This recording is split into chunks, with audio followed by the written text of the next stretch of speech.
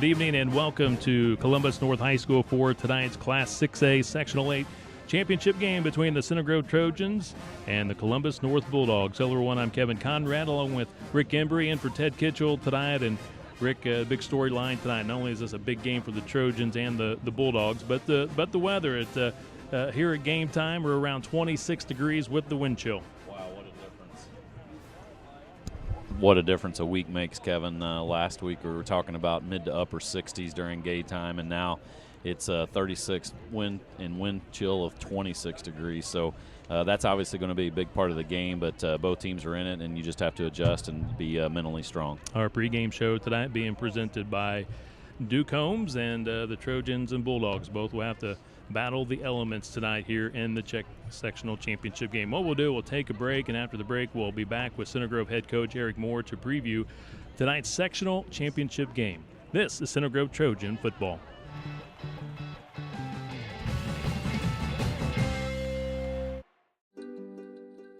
Meet Tommy.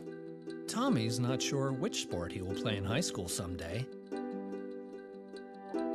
But no matter what he ends up choosing, playing sports in high school will help pave the way to a happier, healthier life. All Tommy needs to do is make up his mind. High school sports. Pure spirit, pure sport. Pure launching pad for life. Hi, I'm Ryan Grigson, General Manager for your Indianapolis Colts.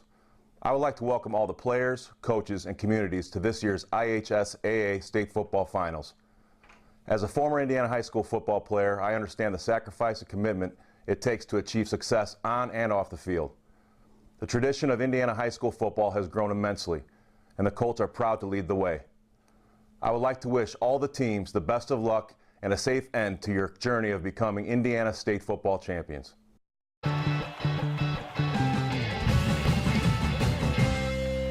Standing here inside the Center Grove locker room with Coach Moore. And, Coach, let me first say your costume looks great, and happy Halloween. Yeah, I'm dressed up as a fat, old coach. I've been pretty much in costume for about the last 5 years. That said, we're getting ready to go down to Columbus North tonight for what we've come to know since you've been here as a T-shirt game, and we're excited. Columbus North is a program we've come to know well in the tournament. They've had an up and down season, but nonetheless, they're going to present a challenge for us, and with the weather, we have a lot to look forward to, and we better be ready to play. Yeah, we can't let the weather be a factor. This is a chance for our kids to earn a sectional championship and get a T-shirt and get a trophy. A lot of things on the line for the Center Grove Trojans tonight. The fourth straight sectional in a row, never been done. They got a chance to go down in history and do that. Our 10th sectional championship, if we can win for our program since it's been here for the 15 years. So a lot of great things could happen tonight. We can't let the weather affect that. Both teams will be playing in it. We just got to be tougher and focus and be a little more mentally prepared. It is Halloween. That's a lot of the other things that fly around in the air and the superstitions and the mojo. We just hope we get a good mojo going for us tonight as we head south. Columbus North, like a lot of teams, always change things when it gets to turning time. One thing they did this last few weeks is taking their safety, put him over at running back, and he's rushed for over 400 yards. So he's had 2 straight games of 200 excess yards in rushing. And is there anything in particular about that running back that you've had to adjust to, or how's he compared to some of the other backs we've seen this year? Well, thankfully in our conference, you're prepared for great running backs every week, and he is a great running back, and that's just a good, smart use of your player. You're going to live or die with these guys, so you better try to get them in the right spot. And they've brought him over, and obviously it's helped their team win. Our two teams are a lot alike, I think. We're about as evenly matched as you can be. We had a tough start. They had a tough start. We both worked our ways out of holes and finished off our season on a good roll. And they're feeling very confident about what's going to happen with them tonight, and they should. You should come into a tournament in the second round of a playoff game feeling good about yourself. And both of our teams, I think we do. But yeah, the switch for them from safety to running backs worked.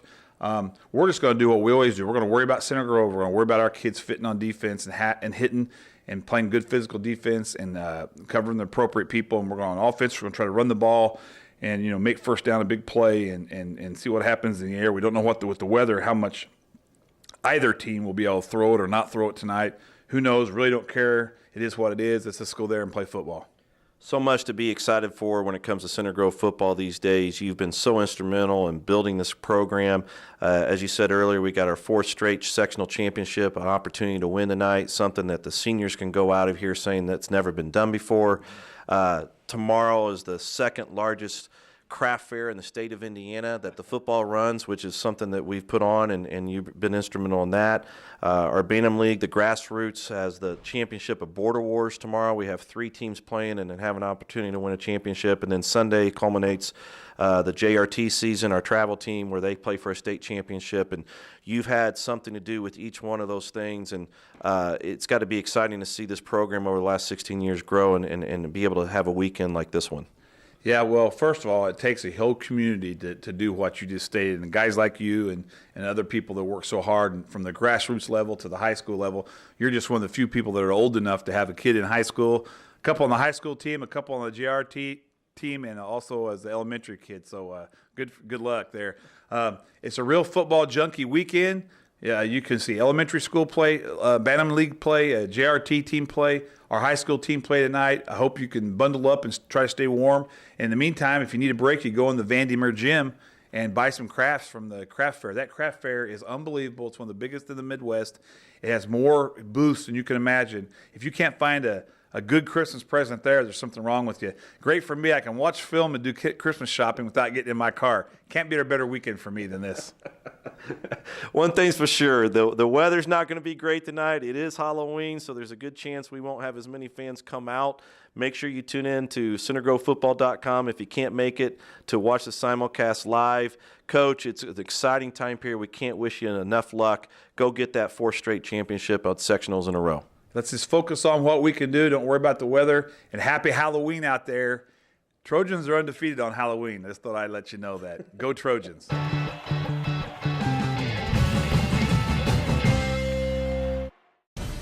For just 2% of a typical school's budget, high school sports give us plenty of energy and excitement.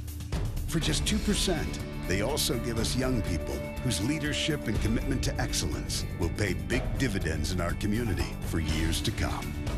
2%. That's one investment we can all feel good about. High school sports. Pure spirit, pure sport, pure launching pad for life.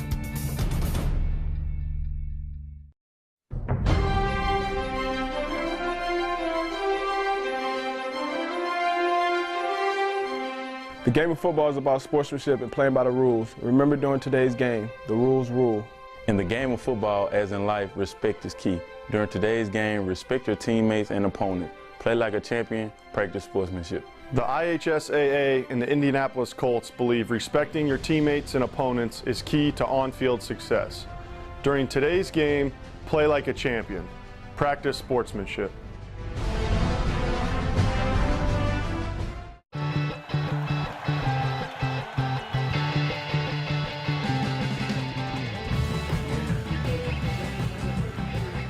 Welcome back live, everyone, at Columbus North High School. We're just moments away before we kick off the sectional championship game between the Center Grove Trojans and the Columbus North Bulldogs. Kevin Conrad along with Rick Embry.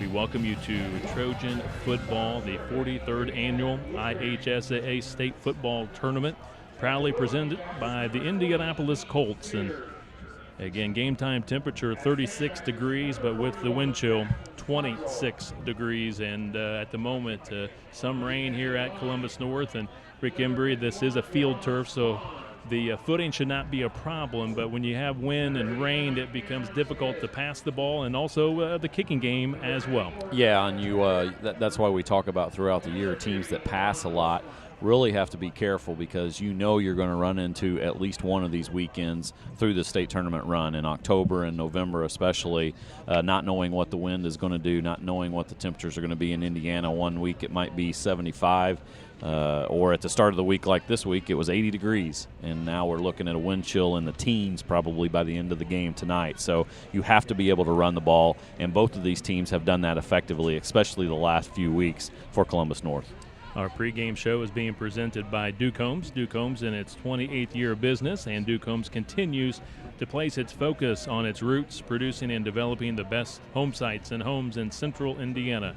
Duke Holmes, a proud supporter of Center Grove Trojan football, and a big thank you to Mike Duke across the way on the Center Grove sideline. Mike bringing not one but two heaters for the Center Grove football players to try and keep warm here tonight. Again, wind chill, 26 degrees, and game time temperature at 36, and it's just going to be a difficult night for both teams, but probably more so for the fans who have to endure this weather. But Rick, it is Halloween, and you just never know what you're going to get this time of year. You know what, Kevin? I'm extremely happy that it's 74 and sunny where you and I are sitting right now. That's a huge accomplishment, and I just texted my wife and told her that as she's taking the kids around outside for Halloween, that I'm nice and cozy up here in the press box. But you're right. I mean, it's a factor, but like I said, and like Coach Moore said in the pregame, that's all mental. I mean, both teams are going to be playing, and it's not like one side of the field is going to be sunny and the other's cold.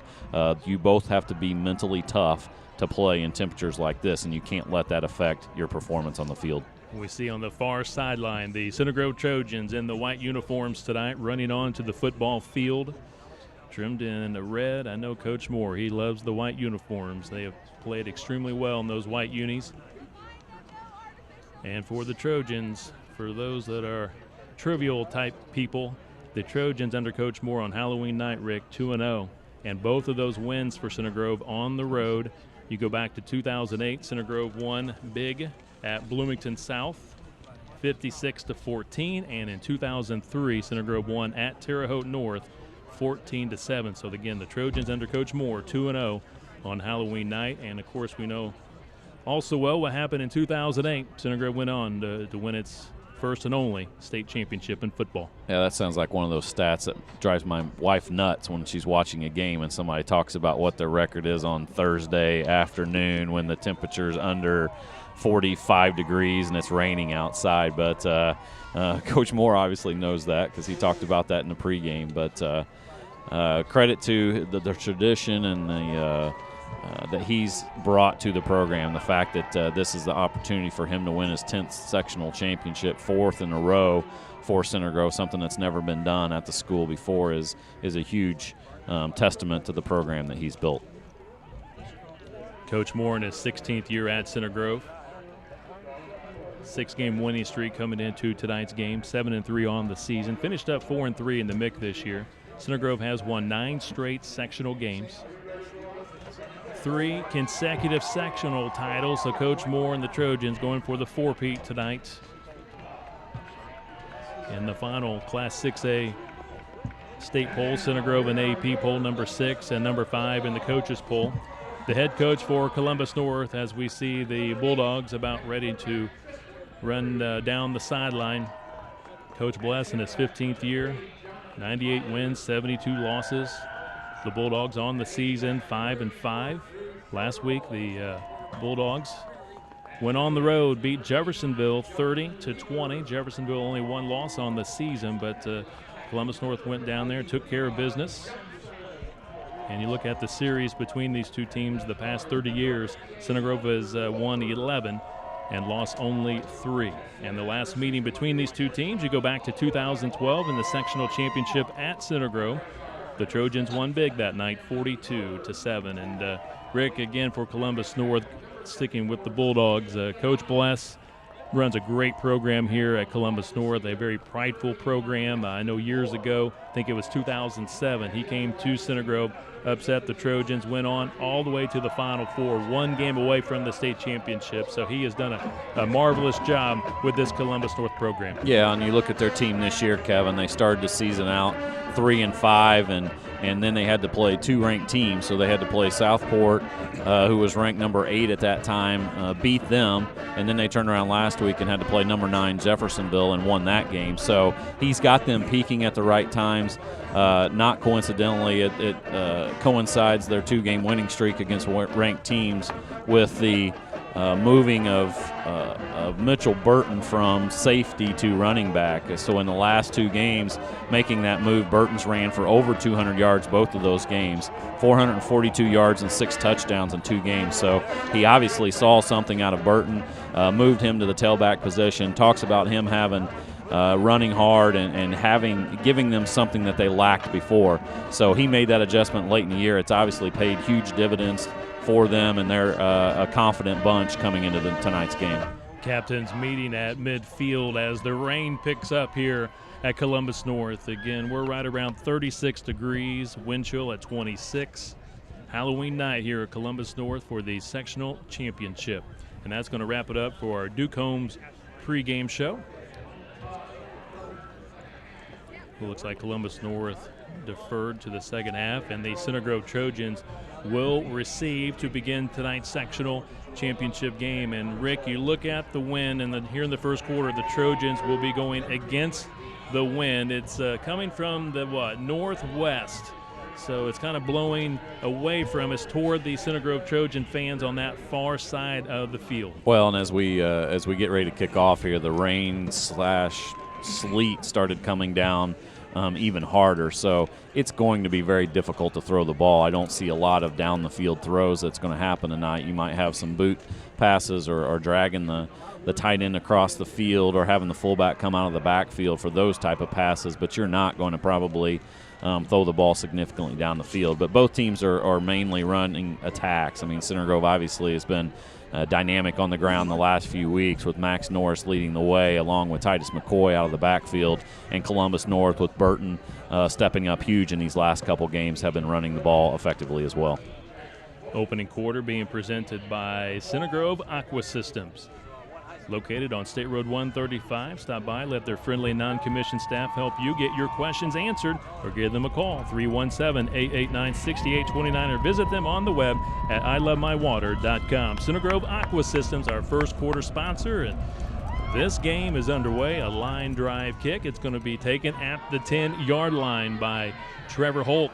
He has done a great job with returns. Here's a good one. He cuts it back. He's to the 41-yard line. Well done by the sophomore, Trevor Holt. Yeah, great return by Trevor. He caught the ball on about the 10-yard line, about a 31-yard return. That gives Center Grove some great field position to start the game. The officials tonight: referee Steve Smith, umpire Mark Evans, back judge Andy Grigley, head linesman Brent Hunt, line judge Matt Myers. Junior Joey Siderwitz. Under center for the Trojans. Right to Max Norris. No, they fake it to Norris. They go to Titus McCoy. He's tripped up across the 45 to the 46-yard line. Yeah, and you have to expect that most teams now are keying on Max with the amount of yards and the fantastic games that he's had over the last 4 or 5 games. So Center Grove starts out with faking it to him and then running a little counter play with Titus McCoy, and he picks up a good 5 yards. Now we see Max Norris. He cuts it back for the first down. He's inside Columbus North territory, inside the 45 to the 43-yard line. Move the chains. Great opening run for the Rocket. Yeah, one thing that's going to be very important for both teams tonight is the turnover and hanging on to the ball. It's not only cold, but when that rain and sleet is coming down, it's very important that you hang on to the ball, and while fighting for those extra yards, don't get that ball stripped. Max Norris averaging 11 yards per carry, 20 touchdowns on the ground. New set of downs for the Trojans at the 43. Handoff Norris. They meet him at the line of scrimmage. They stand him up. They're trying to get him down. Not able to get him down. Forward progress stops him at the 42. He gets 1 yard. But again, they struggled to get him down. He never did go down. Yeah, but a good job up front by the Columbus North defense. As you see here, they met him. And obviously with Norris, you have to tackle him with more than one guy. Is not going to bring him down. So good job of gang tackling by Columbus North, only allowing a gain of 1 on the play. Senior Devin Hensley runs in the next play. Yeah, he's going to have to hurry up because there's only 5 on the play clock. Down to 4, 3, timeout. 2, 1. And the Trojans take a timeout with just a second left on the play clock. They were slow getting that next play in, so it'll be 2nd down and 9 with 10:09 left to play first quarter. Sectional championship on the line tonight. The winner advances to the regional next Friday night to take on the winner between Southport and Franklin Central. The Cardinals hosting the Flashes tonight. And for the Center Grove side of things, if Center Grove wins tonight, The Trojans will be back at Ray Skillman Stadium next Friday night to play either Southport or Franklin Central.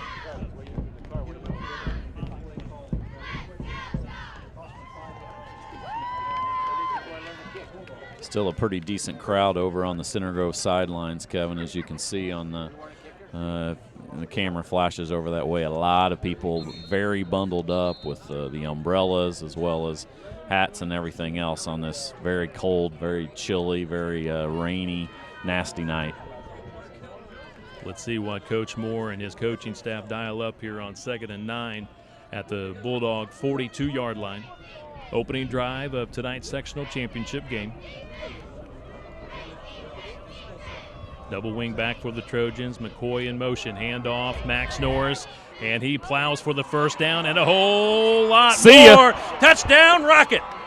Touchdown, Max Norris, 42 yards. Once again, right there, we talked about you can't bring him down with one guy. One guy hits him, and you better have 3 or 4 more come to finish the job off, because he does such a great job, especially this year, of shaking off those tackles with that additional pounds of muscle that he's put on over the summer. And right there, as we see, he just took it to the house.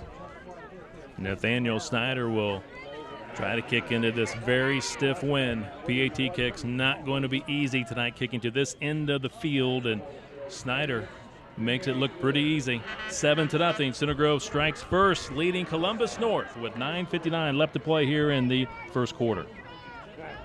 As you see here, Kevin, off the right side, good blocking up front, and then he hurdled the last guy on about the 20-yard line to get in the end zone. But we talked about it last week. It all starts with those guys up front, the big guys up front: Floyd, Hacker, Hart, Davis, Shiley, Richardson, Hadley, all of those guys, Austin Smoger.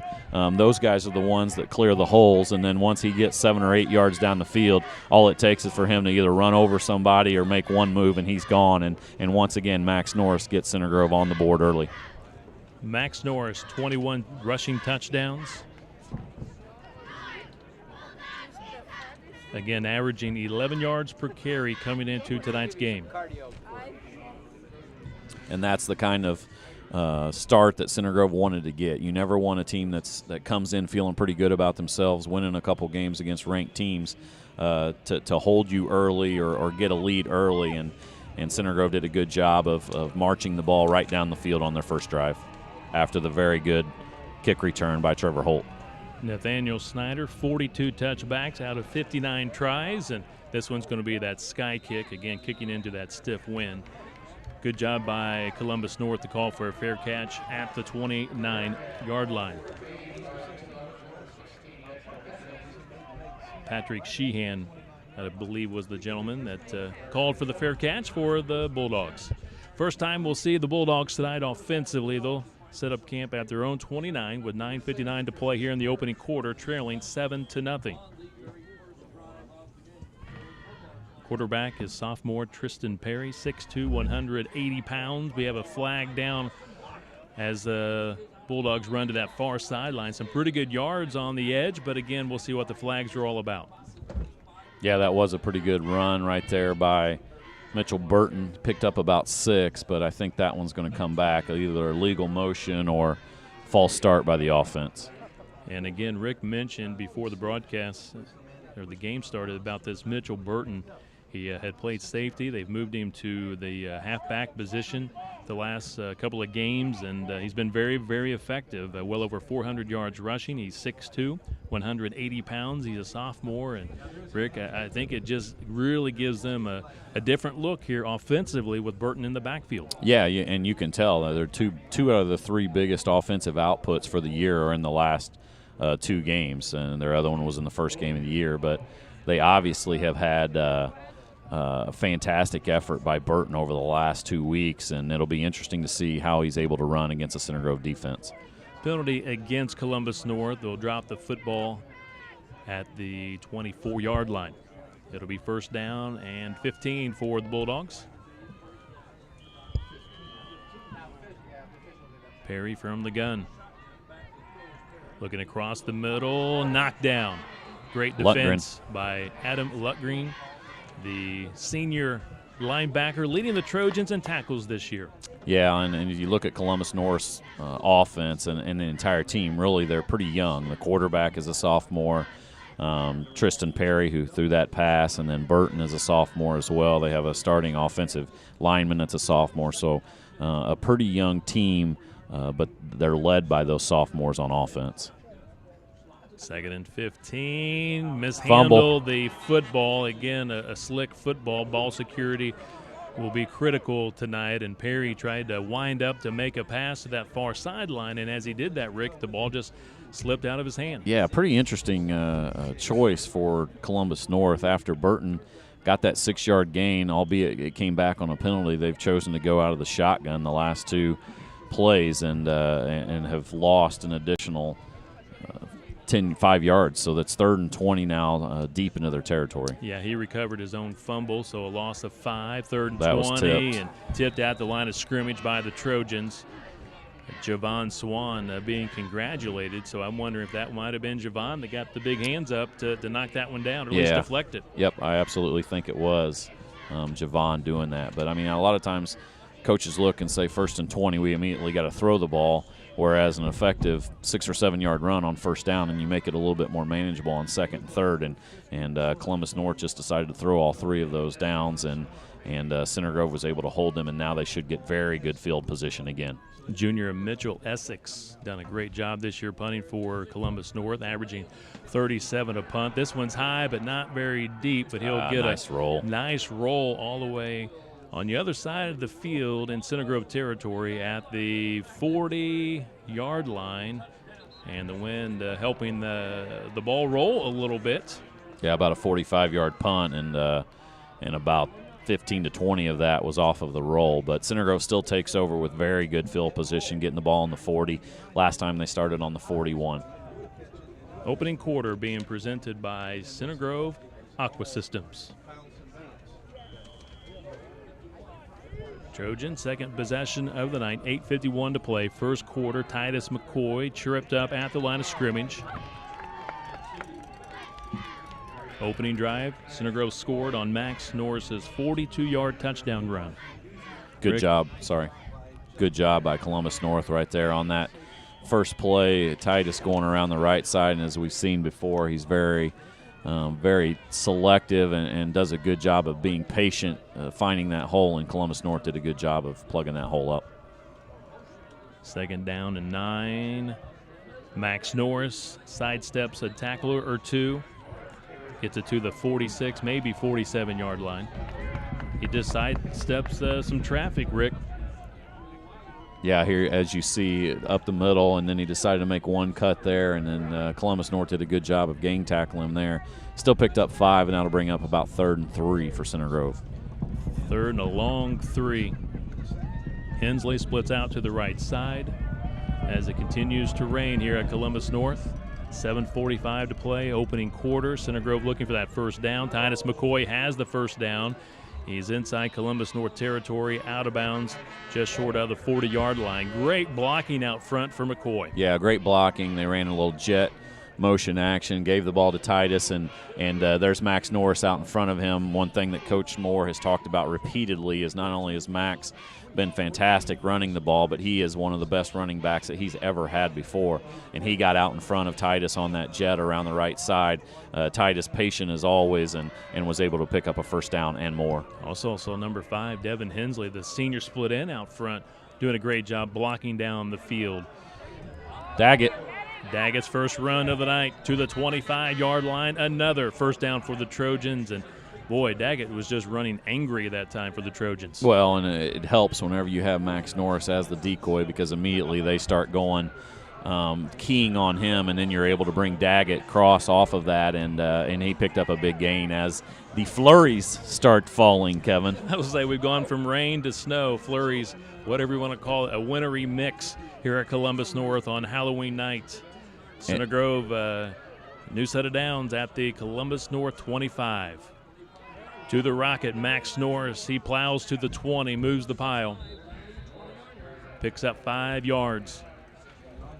And Rick Embry Coach Moore's wing T offense. It's an all-weather offense. It performs well in conditions like this. Yeah, you're absolutely right. I mean, you talk about the big passing offenses in the state, the Ben Davises, Pike before Trudeau got hurt. And as we saw when we played Pike, very difficult when it's rainy, cold conditions. It's just very difficult to throw the ball in the month of October and November in Indiana. 2nd and 5, flags down. Look like the Trojans were going to run that quarterback boot. Penalty against the Center Grove Trojans. It'll be 2nd and 10 for Center Grove.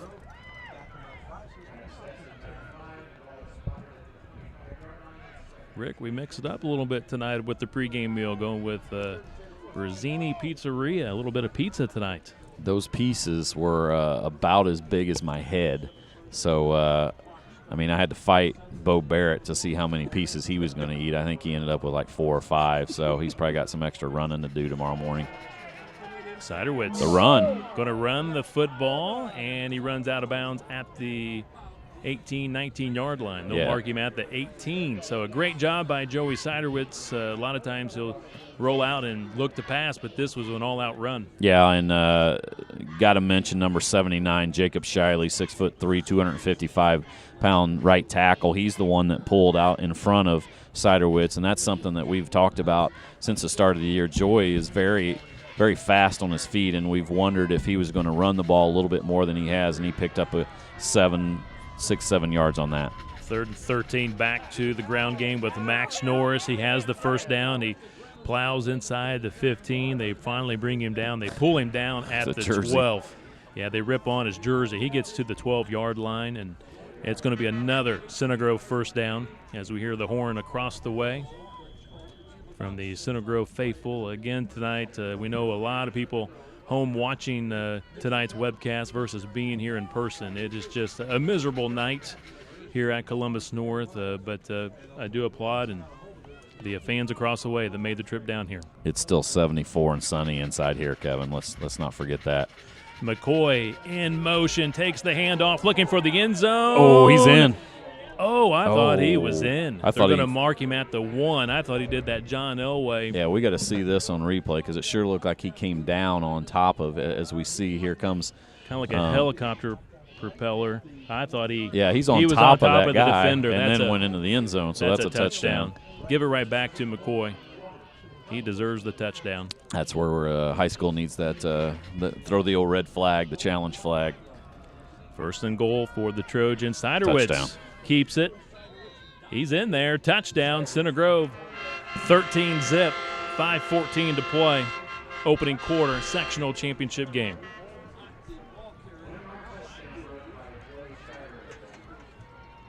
No doubt Joey made it on that 1-yarder. Yeah, I think Coach Bless is a little unhappy about something over here on the sideline. He's letting the referee have it, but I don't know if he felt like they quick snapped or didn't give them an opportunity to change their personnel or what. But very effective drive. Extra points good again. And Center Grove marches down the field for the 2nd time on 2 possessions. Joey Siderwitz, 2 rushing touchdowns on the season.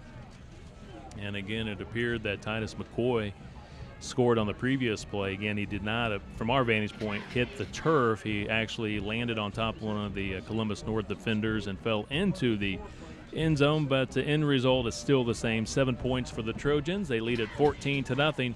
5:14 to play here in the opening quarter. And Rick, a busy night for the Bless family. You got Tim Bless coaching tonight for Columbus North.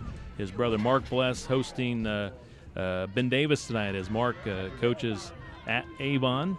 And then Scott Bless, head coach at Bloomington North, hosting the Martinsville Artesians. So 3 of the Bless boys coaching tonight. Big sectional games tonight for all 3 of them. Yeah, and how proud do their parents have to be to have 3 guys that have been as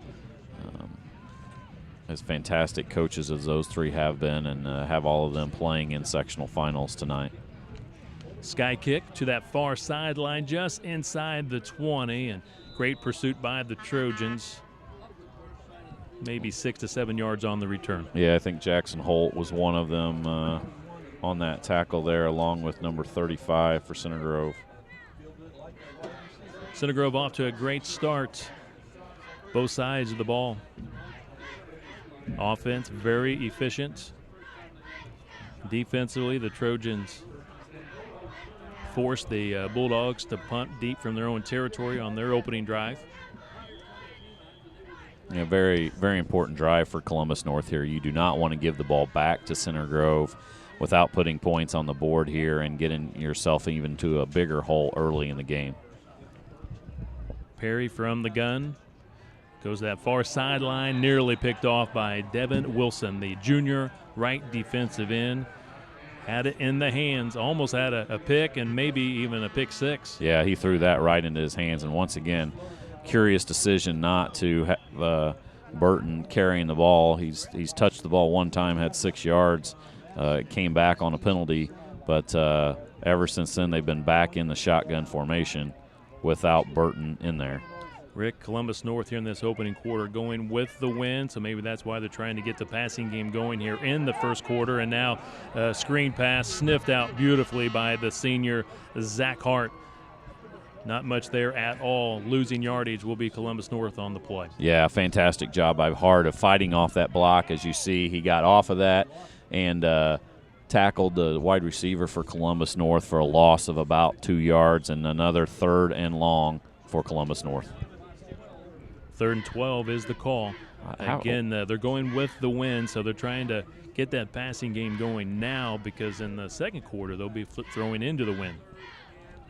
From the gun, now under pressure, being pursued by Javon Swan, throws on the run, completes it. He was juggling that one. Let's see.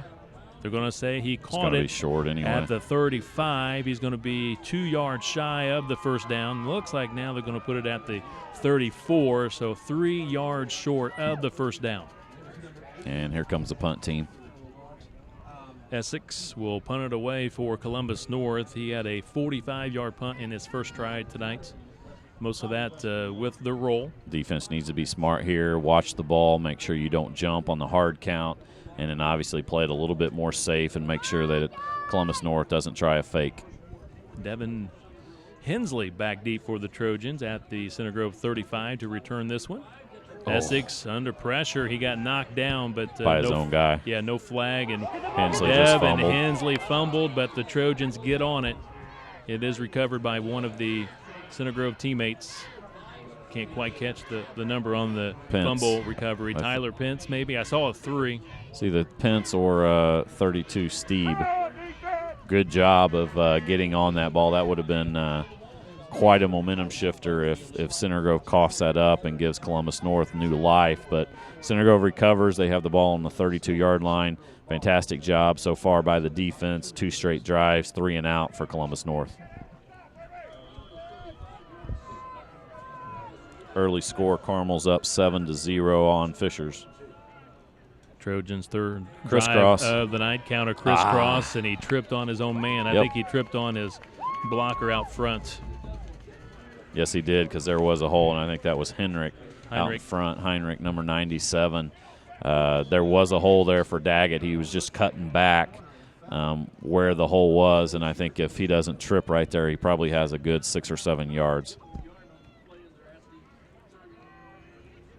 3:40 to play, opening quarter here at Columbus North, Sectional 8 championship. Siderwitz fakes it, rolling, completing to Max Norris, fakes to the inside, goes outside to the 45, picks up the first down for the Center Grove Trojans. Yeah, well-designed play, snuck Max out of the backfield, play action pass. Joey was able to get it to him in the flat, as you see, and then once Norris gets it, he gets 5 or 6 yards after the catch. First down, Center Grove.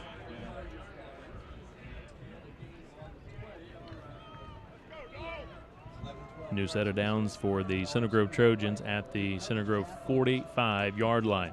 Handoff Norris off right tackle. Another first down. He's right at the sticks. 11 yards with the forward progress for Max Norris. Yeah. That's what he's averaging per carry is 11. He got 11 on that run. Speaking of running angry right there, watch Max straight up the middle. Boom, he hits the hole, and then he just carries people. And I'll tell you what, after a couple times of trying to tackle him, and it's wind chill in the 20s heading to the teens, that's not very much fun anymore, and it looks like Columbus North's defense is kind of back on their heels right now. thinking how many more times do I got to try to tackle that train coming at me. There's 5 yards. Right side of the Center Grove offensive line jumped early, so that's going to back them up 5 and make it 1st and 15. Roofing Made Easy, a proud supporter of Center Grove Trojan football. Roofing Made Easy, owned by David Morose. Give him a call, 317-372-6233. Mention this advertisement, and David will give you a special discount. Roofing Made Easy, a proud supporter of Center Grove Trojan football. Another early score, Ben Davis 6, Avon 0 in the first quarter. Also, we're trying to keep an eye on that Southport Franklin Central game. The winner here plays the winner there next week in the regional. Titus McCoy. He's still going. Still going, trying to get him down. They cannot get him down, but his forward progress will stop. Let's see where they'll officially mark it at the, 43-yard line. Got about 6 yards there. Got the penalty yards back and then 1 extra yard. 2nd and 9 for the Trojans. And we talk about Max being obviously getting all the accolades late in the season, but Titus has just been solid. You could tell the middle 2 or 3 games in the year he was a little unhealthy, but he's gotten back to full strength and been fantastic as well. There goes Norris again. Norris just ripping through tackle after Still tackle. didn't get tackled. Did not go down. He eventually was pushed out of bounds. Let's see where he stepped out. They're going to mark him at the 36-yard line, so just a couple of yards short of the first down. Yeah, guess who I'm going to get it to on 3rd down here, only needing 2 yards. If we have a team that can stop him 2 times trying to get 2 yards, then you take your hat off and tip your cap for him. But Max is running hard tonight. 3rd and 2. Siderwood's handoff to Norris, looking for that first down. He's got it. He's to the 30, 29, continues to plow. Man, new set of downs. First down, legs Trojans. Just continue to pump those legs. As we see here off of the left side, McCoy hits the hole, and linebacker hits him, and then he carries him for 4 more yards. And we're not talking about small linebackers here that Columbus North has. 6'2", 210-pound, number 20, Bryce McDaniel.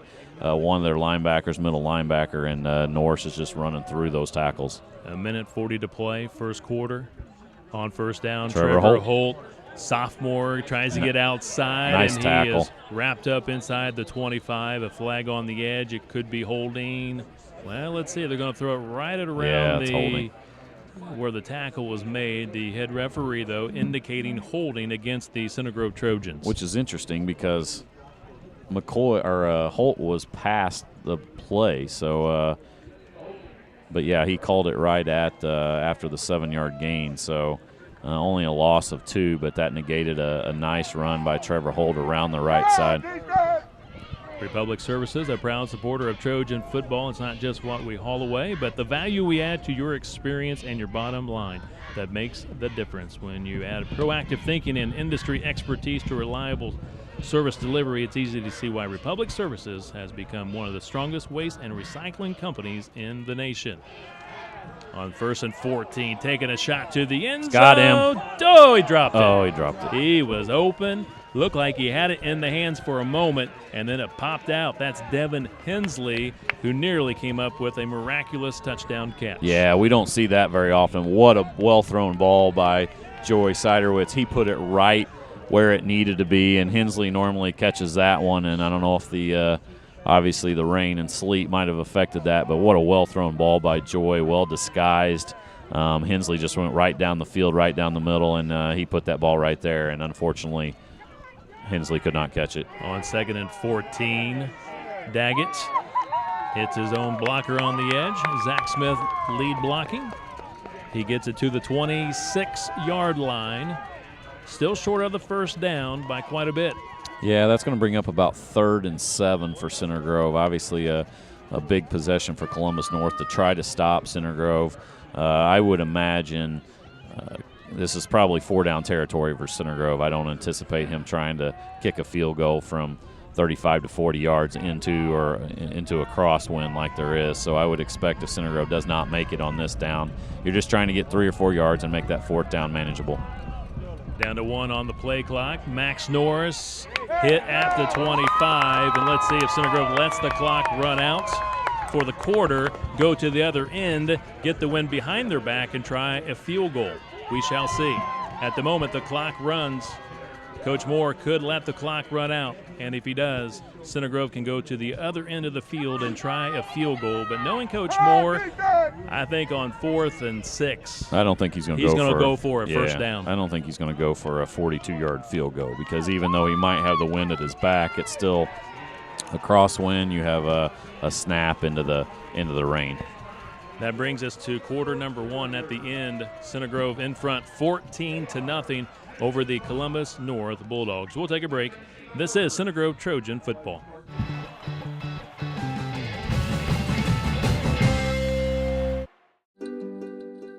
Meet Tommy. Tommy's not sure which sport he will play in high school someday. But no matter what he ends up choosing, playing sports in high school will help pave the way to a happier, healthier life. All Tommy needs to do is make up his mind. High school sports. Pure spirit, pure sport. Pure launching pad for life.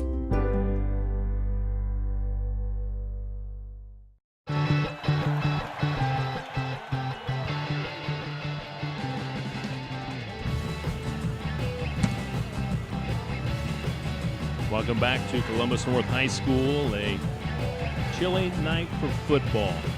Wind chills in the 20s. We've had quite a bit of rain. Moments ago, we had some snow here at Columbus North, some flurries, but at the moment it is rain, and the Trojans begin the second quarter in front 14-0 in this sectional championship game.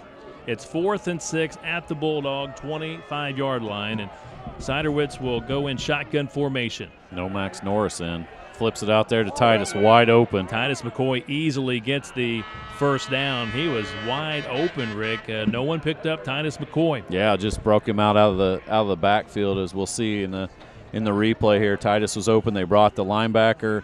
Nobody covered him as the wide receiver took their cornerbacks down the field, and an easy first down for Center Grove inside the 12-yard line. Quarter number 2 being presented by Allstate Insurance, the Bontrager Agency of Greenwood. New set of downs, racing it to the outside. Titus McCoy, touchdown. Yes, Yep. It is. Titus McCoy, touchdown. Touchdown, McCoy.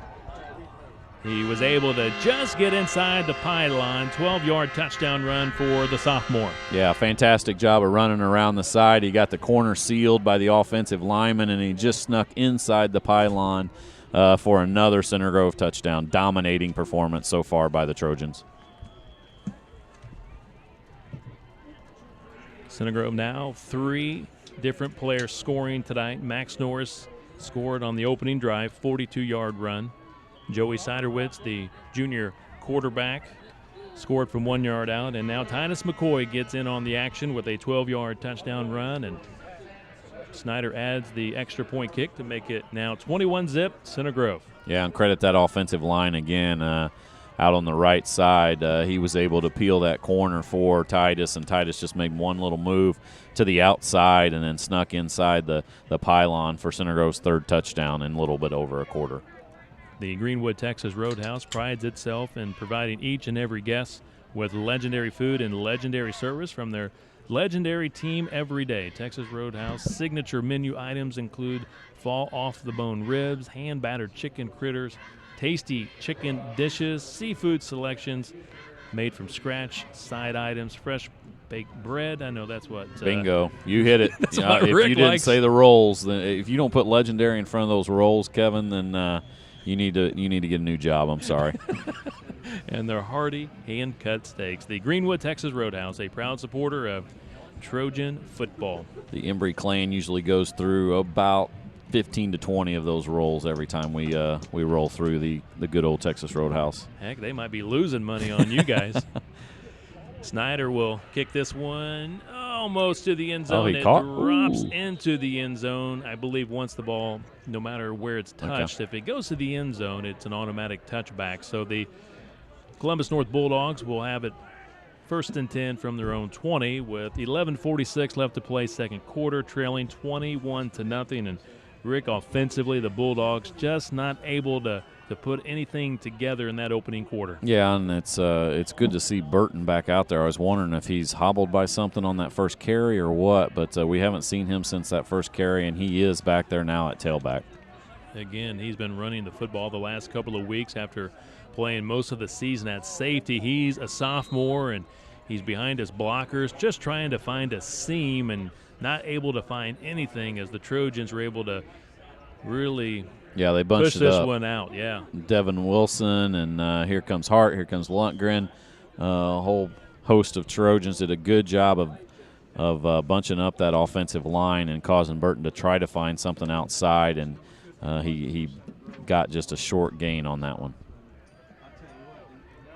1 yard for the Bulldogs. The toss. Burton gets outside. Best run of the night for the Bulldogs. They get a first down. Pushed out of bounds. First down, Bulldogs, and I believe, Rick, that's their first down of the night. Yeah, it was, and that was well blocked around the left side. The wide receiver did a good job of getting in the cornerback's way, and Burton did a good job of following his block, and they picked up about 12, and like you said, their first down of the game. Josh Hart pushed him out of bounds at the Columbus North 33-yard line, 1st and 10. 11 minutes to play, second quarter. Center Grove in front, 21-0. Right back to Burton. This time they gobble him up after a yard gain. Yeah, much better job by the Center Grove defense up the middle there on that carry. Burton just picked up about a half a yard on that one. That's going to bring up 2nd and long.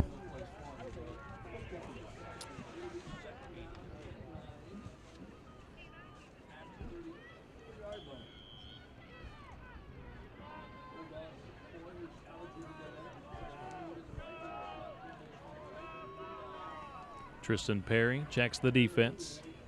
Right back to Burton, and they get him around the ankle tops. And the quarterback collides with the referee after making the handoff. Both the quarterback and referee seem to be okay. In the NFL, he probably got tossed from the game right there, right? Isn't that the rule? If you barely even touch any of the referees in the NFL, even if it's an accident, they eject you. That's got to be one that drives Kitchell nuts, too, whenever that happened on accident to a Colts guy, Walden, a couple games ago, and then somebody else in the NFL got ejected. But good tackle by Sodrell and Sears on Burton there, 3rd and long. And Sears, nice play. Sears, the senior linebacker, knocks down the pass by Perry. And we'll see Essex for the 3rd time tonight and the punting unit. Yeah, nothing downfield so far in the passing game by Columbus North. Everything's been 5 to 10 yards, and Sears did a good job of reacting to that one.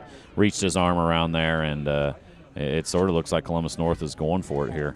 Oh, no, they do have the punter back. Punter drops back at the 25-yard line, but be prepared for a possible fake by the Bulldogs as they trail 21-zip, and Essex will step into it. Punts a high one to Connor Steve, and Steve let it bounce. It hit him, but the Trojans jump on the football at the 40.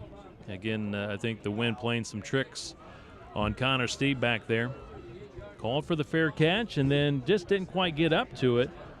And a good job by the Trojans. It appeared that Sears was one of them that was on near the football, so I think Sears did recover it for Center Grove at the 40-yard line. Yeah, that's the 2nd time in a row on the punt return that Center Grove's muffed it, and right there, good job by Steve of signaling for the fair catch, but then the wind was playing tricks on that ball, and it came up a little bit short, and it short-hopped him and hit him, but Center Grove got lucky, and they covered that one up. Man in motion, takes the handoff, Daggett to the 50-yard line. He was run out of bounds at the 50, close to a first down. Yeah, and really everything's working for Center Grove. I mean, all aspects of the wing tee are clicking on all cylinders. The jet motion around the right side, right there, around the left side, as you can see. I mean, Daggett was hardly touched until he was 15 yards down the field, and that was when he was out of bounds. So they're clicking on offense. Even the couple passes that they've thrown, Joey Siderwitz has completed 2 of them.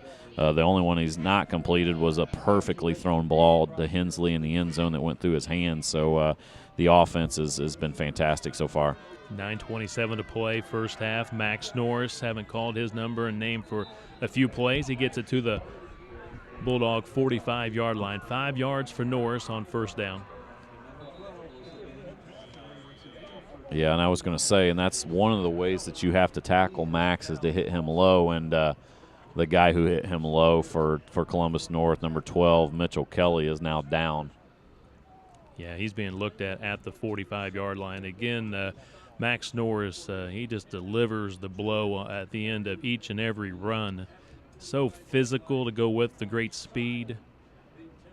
Max Norris, the last 6 weeks or so, has just been exceptional for the Center Grove Trojans. Again, he was slowed somewhat this past summer due to a leg injury, and I think it just took a few games early in the season, Rick, to get him into game-playing shape. But, boy, once he hit about week 3 or 4, I would say it was probably about week 4, he's been just superb. Yeah, and there was a good article last week in the Daily Journal by Mike Bees talking about how even in the first couple games he was a little bit hesitant and worried that extra pounds of muscle that he put on this summer might have affected his speed. And I think he was running a little bit hesitant. In addition, probably not fully healthy with those legs. But what's been great to see about Max this year is his ability, knock on wood, to stay healthy so far. So, I mean, that's what Coach Moore has always wanted, is a healthy Max Norris into these important games into October, late October and November. And so far he's been that way. And the last 4 or 5 games he's been unbelievable running the ball. Mitchell Kelly being helped off the football field. 9:14 to play here in the second quarter. 21-0 Center Grove. Avon has taken the lead over Ben Davis 7-6 at the end of the first quarter. Carmel and Fisher's tied at 7 midway through the second quarter. Second down and 5 for the Trojans. Counter crisscross. Jackson Holt. I slipped. On the cut, slipped. Right back to the line of scrimmage. That'll bring up 3rd and 5 for the Center Grove Trojans. Edmondson RV Sales, a proud supporter of Trojan football, located not too far from where we're at tonight, down here in Edinburgh. They've been in business now for 17 years. They are your one-stop shop for the RV traveler. Edmondson RV offers complete sales and has a large indoor showroom for comfortable shopping. Check them out. Edmondson RV Sales in Edinburgh. Great people. And before the snap of the football, we have a penalty. False start against the Center Grove Trojans. So 3rd and 5 becomes 3rd and 10. Yeah, a couple of mistakes here that Coach Moore's not going to be happy with, which coaches are never completely happy, even if you're winning 100-0. But a couple mistakes, couple false starts on offense by Center Grove. 3rd and long right here, and a very important down for Columbus North to try to stop Center Grove's offense. They're going to have to scramble to get this play off again. They get it in with about 10 seconds to go. They've also had a couple issues with that tonight. 5 seconds on the play clock. Man in motion, takes the handoff, sprints it to the near side. Trevor nice Holt. Block. 2 guys, Max Norris. Norris, first down, cuts it back inside. Spin move to the 15-yard line. Give a lot of credit to Max Norris here on the edge with a tremendous block. This. And, Rick, we do have a flag down at the 33-yard line. Oh. Well, that's going to bring that all back. But, wow, what a block around the right side by Max. And where that's at, I mean, that's 17 yards down the field. And, I mean, Center Grove's linemen are always blocking until that whistle blows. And, unfortunately, right there, one of them got called on a hold. But where they're going to bring it back, it's going to bring up about 3rd and about 1, it looks like. Ball at the Bulldog 44-yard line. That's got to be a great sign as a running back when you come around the edge and you see big number 15 out in front of you. It looks like it's about 3rd and 4. It should be, not 4th and 4. Yeah, 3rd and 4 is the call for Coach Moore. So one would think in front 21-0. If they don't make the first down here, Rick, this is 4-down territory for the Trojans. Yeah, I would think so as well, and especially with how well your defense has been playing. seems like pretty much everything Coach is calling tonight offensively has been working. Inside, outside, counter crisscross.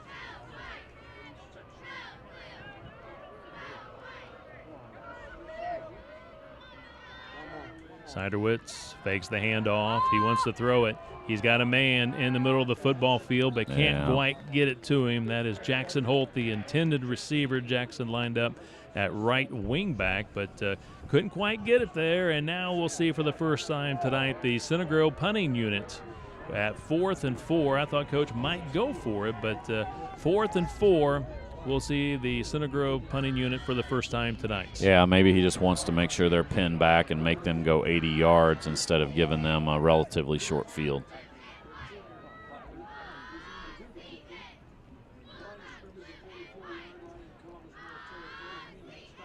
Good snap by Combs. Conrad handles it. Wobbly punt, drives the return man inside his own 10. He dropped the football. It's a loose football. It's in the end zone, and it will be out of bounds. What do we have? If it's out of bounds, I think that's a touchback. I don't know what the call is, Rick. A muff, and okay, then will be a touchback. I don't understand that at all. If you fumble the ball in the 7 and it goes in the end zone, that's a touchback? Or did he not touch it, or is that what they're saying?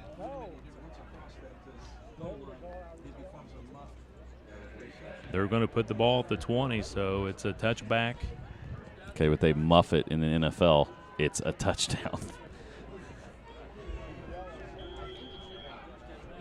44-yard punt then for Drew Conrad, I guess, since it went into the end zone.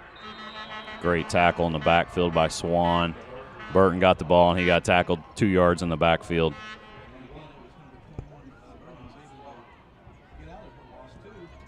Center Grove defensively, Javon Swan shot the gap, pretty much untouched, making a huge tackle in the backfield. 2nd and 12 for the Bulldogs. We're inside 7 minutes to play here in the second quarter. Last offensive drive, the Bulldogs were able to put together a few nice runs and was able to pick up a first down. Now they're going to throw the football. It's incomplete, nearly picked off. Yeah, nearly picked off. Very lucky right there that didn't get picked off. A decently thrown ball across the middle, but I mean the wind and the rain is just playing havoc with that ball up in the air, and a little bit behind him, and that ball came tipping up in the air, and Center Grove came close to picking that off. 3rd and 12 for Columbus North now. Tyler Pence, junior left cornerback, on the coverage. Ball at the Columbus North 16-yard line. 3rd and 12. We're at the 6:42 mark in the second quarter. Being pursued, tripped up at the 10. That's and got to be he was lost the football when he hit the turf. Cameron Tidd. Now they're saying his knee was down. Drops him at the 10-yard line. They're going to say knee down before the ball came out. Let's watch the replay. His knee was not down. Do not think the knee was down unless it might be called an incomplete pass. He may have tried to throw it forward, but then it could have been an intentional grounding because while there was a guy, he was 10 yards away. Guy here maybe in the flat. Yeah. Either way, they're going to be punting for their own end zone. Center Grove is going to get great field position again. Essex about a yard deep from his own end zone. High but short. Again, punting into the wind. And the Center Grove Trojans will get great field position as Devin Wilson's going to get an unsportsmanlike conduct penalty called against him following the play. That'll back it up to the 50. So at the moment, the ball is at the 36-yard line. And they'll put a 15-yard penalty against the Center Grove Trojans, unsportsmanlike conduct.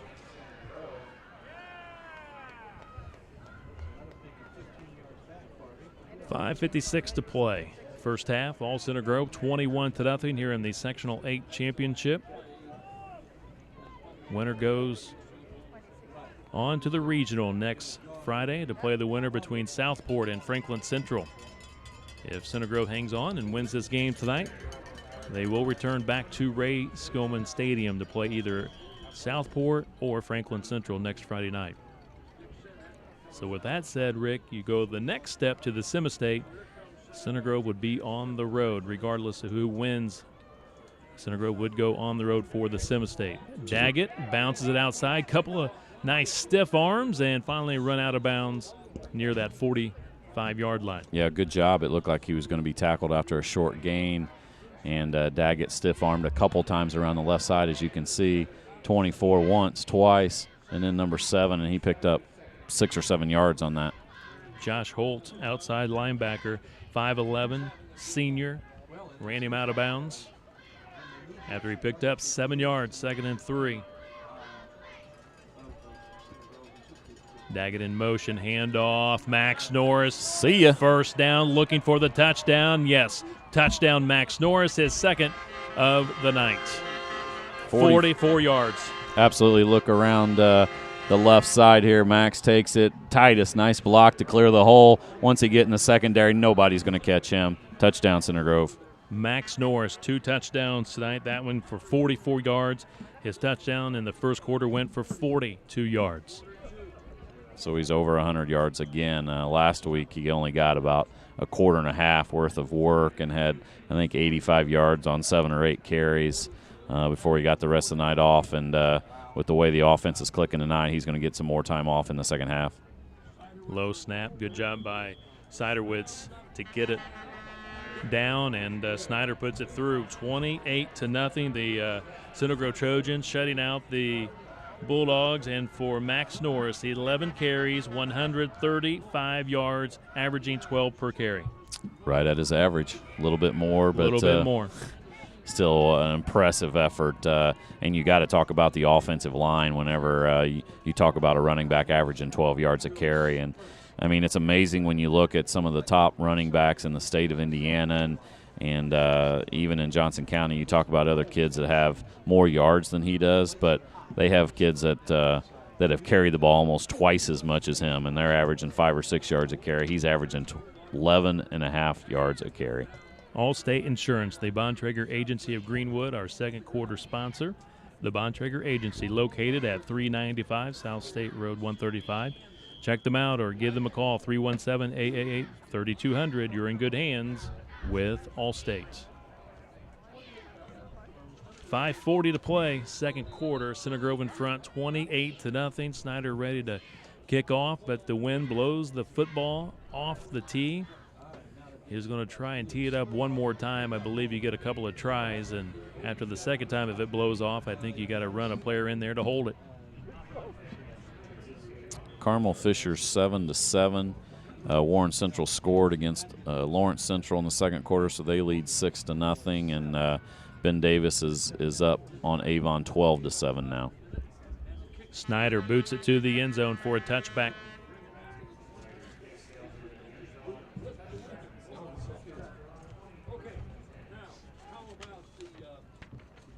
MedExpress Urgent Care offers treatment for illnesses and injuries for all ages. Open 9 to 9 daily. Just walk in MedExpress because life is urgent. MedExpress Urgent Care's warm, friendly centers always have a doctor on site, and most insurance is accepted. Just walk in MedExpress because life is urgent.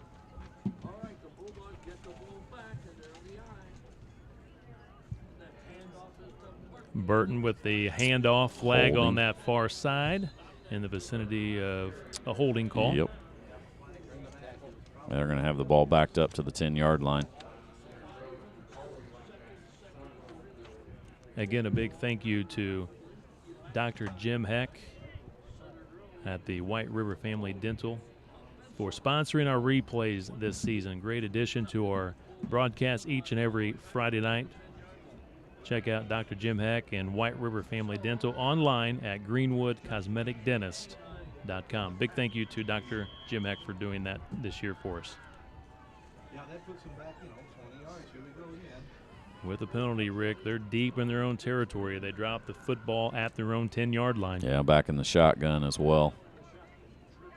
Tristan Perry, sophomore quarterback at 6'2", gets it to the 15-yard line. Mitchell Burton, another fine young player. He's a sophomore again, moving from safety to running back the last couple of weeks. He had a career day last Friday night, 240-some yards against Jeffersonville in the sectional opener. Yeah, it was a good article today in the Daily Journal about him. And and he was more talking about the bumps and the bruises that he gets at tailback, which are much more significant than back there at safety. But a good article about him, and also mentioned Markel Jones, Columbus East, fantastic runner who's going to the best university in the state of Indiana, Kevin, if you remember what that school is. Depends on who you ask. If Mr. Kitchell is here, his answer would be a lot different than yours. You know what? He's not here, so his opinion doesn't count tonight. Another penalty against the Bulldogs. Back 5 more yards, back to the 10-yard line, 2nd and 20. Sheets of rain just coming down or whatever that is out there. Just a nasty, nasty night. I did see earlier that they actually postponed a couple games way up north till tomorrow afternoon because of the weather. From the gun, Perry avoids one tackler but cannot avoid Gavin Everett. A sack by Gavin Everett. He leads Center Grove in sacks this season with that one. Yeah, watch the replay here. Center Grove had the blitz coming around the left side, and Lundgren slipped, and Everett was able to trip up Perry as he tried to go up the middle. But now the ball's on the 7-yard line, and 3rd and about 23 for Columbus North. 8 sacks for Gavin Everett this season. 3rd and 23 at 3:50 to play here in the opening half, and it's a floater. Again, that was floating in the air because of the wind, and the Trojans just dropped the football. Was that Sears that dropped it? I think it was Sears, but I think Sodrell's the one that knocked it out. I think they both were going for the ball. As you see, ball kind of, like you said, floated up, and Sears had the ball. It fell to the ground. He was kind of running backwards as he tried to catch it, but Columbus North's going to be punting from their own end zone again, and Hensley sets up on about the 33-yard line to return this punt. Center Grove has struggled tonight returning, at least catching the punts. Again, this weather and the wind having a lot to do with it, and tough situation for Essex trying to punt into the wind. A horrible punt for Essex.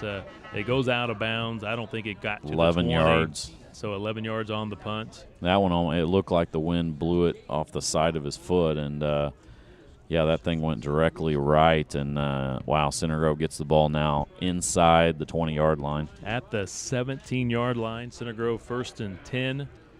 3:42 to play, plenty of time to add to that 28-0 score.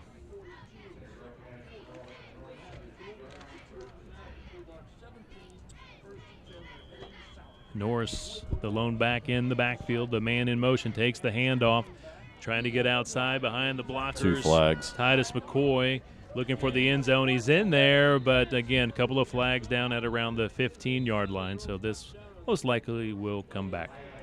And it will. Holding against the Trojans. Yeah, pretty obvious because both referees threw that at the same spot there on about the 15-yard line. So that's going to back it up. And negate the long touchdown run, or 17-yard touchdown run by McCoy, and bring up 1st and about 16 or 17 for Center Grove.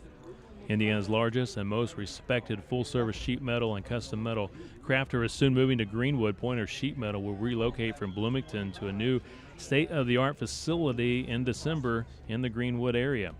If you have a project in metal, big or small, give Joe Lansdale a call, 812-935-6471. Pointer Sheet Metal, a proud supporter of Trojan football. On 1st and 18, Max Norris, they trip him up inside the 20 to the 19-yard line. Man, every time he touches the ball, it looks like he's going to go through that hole and get a touchdown. Decent job of tackling right there, and he still picks up 5 or 6 yards. Floyd was the one that was going through the hole, lead blocking for him. Looked like number 1, Nick Grady, the senior defensive back at 5'10", 165. Got him across the shoe tops, tripped him up. 2nd and 12 for the Trojans. 3 minutes to play, first half. Looking for more. And now Hensley a flag on that far side. Movement by the Trojans. Way too many penalties in the first half for Center Grove. Coach Moore's not going to be happy about that at halftime. They've been able to overcome those penalties, but eventually those are going to come back and bite you as you get deeper into the tournament. Teddy's Burger Joint, a proud supporter of Trojan football, located on Southport Road, just off State Road 37. Locally owned and operated by a team of Southsiders. Kids can play in the play area with chalk room, arcade, sandbox, live music on the weekends. Sandbox, Kevin. We believe in two things, burgers and happiness. He's got him. Going to the end zone. Underthrew him a bit. Knocked away. Great defense by Columbus North to knock that one down. Otherwise, that's 6 points for Devin Hensley. Yeah, he definitely had a step on him, and the wind kind of held that one up. He didn't get enough underneath of it, and like you said, very good play by the cornerback for Columbus North to knock that one away, and now it's going to bring up 3rd and long for Center Grove. Caleb Steele back there with the coverage for Columbus North.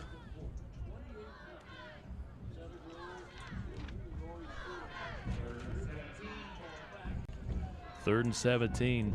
NASCAR formation here for the Trojans. Shotgun formation.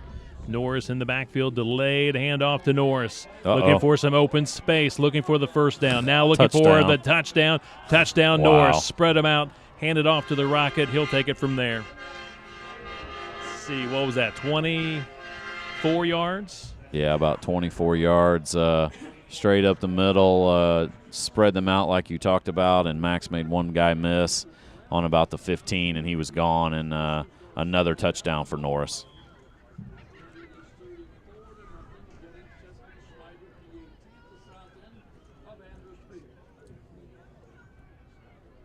Combs, good long snap. Siderwoods puts it down. The kick good by Snyder. 35-zip Trojans.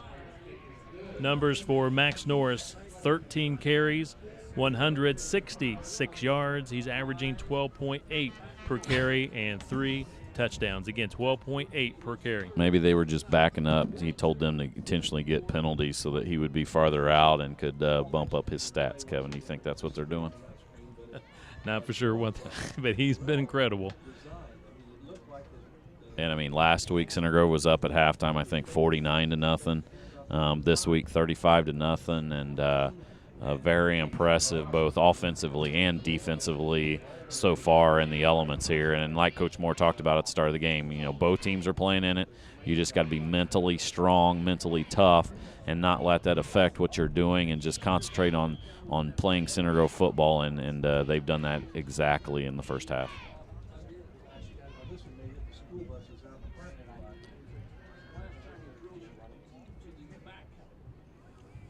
Coming up in just a few minutes, we will have the Ray Skillman Automotive Group halftime show. Snyder's kick to the end zone, almost out of the end zone. A little extra wind to his back, helping out on that kick. 35-zip, all Center Grove here in the sectional championship game. Rick, any update on that Southport Franklin Central game? I'm a little bit disappointed in our buddy Steve McClure from the Daily Journal, because I think he's over there covering that, and I haven't seen anything from him. Halftime score, a little bit of a surprise here. Carmel 7, Fisher 7. That's the only thing that I see so far. Actually, Avon just scored again, so they're up 14-12 on Ben Davis.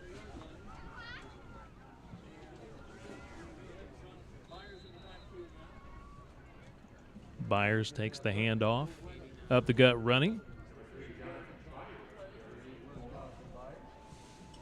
Gets a few. Oh, here we go at Southport. Southport is up 14-6 over Franklin Central at halftime. 14-6 Southport at halftime. Halftime, Warren Central 9, Lawrence Central 0.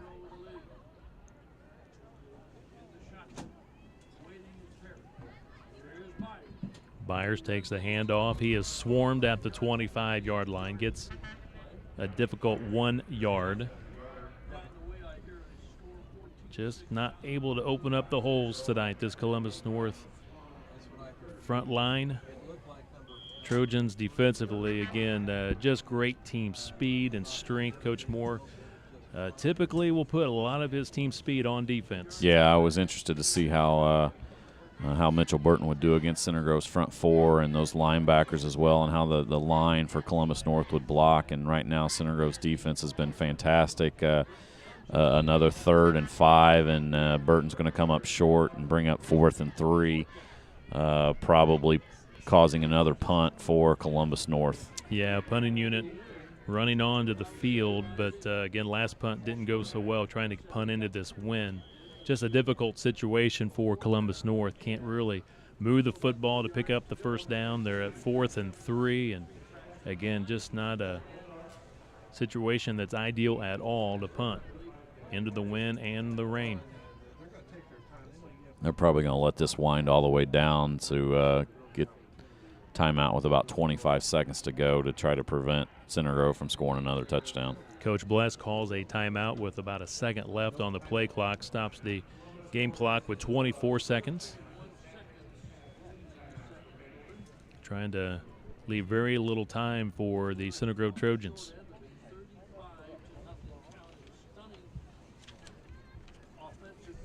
Quarter number 2 being presented by Allstate Insurance, the Bontrager Agency of Greenwood. Personal financial representative John Bontrager and his family have been a part of the Greenwood Center Grove community for more than 18 years. John provides a high level of service for more than 2,500 customers. The Bontrager Agency is located at 395 South State Road 135, or give the agency a call at 317-888-3200. You're in good hands with Allstate. Good opportunity, not a great opportunity, but opportunity for us really to see where they're at.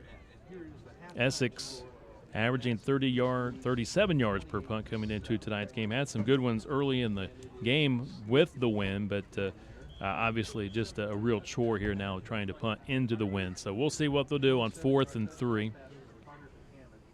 Good snap. Essex steps into it. It's high, but just can't get any distance punting into the wind. Center Grove will get away from it. It'll bounce to the 40-yard line. So what's that about? Is that about 15, 13 yards? 13 yards. 13 yards. I got a feeling that cohort beside me does not want number 98 for Center Grove punting into that wind in the second half. Not in the third quarter, at least. Yeah. I got a feeling you're going to want him to go for that every down, or bring on the JV punter or something to try to not mess up his stats.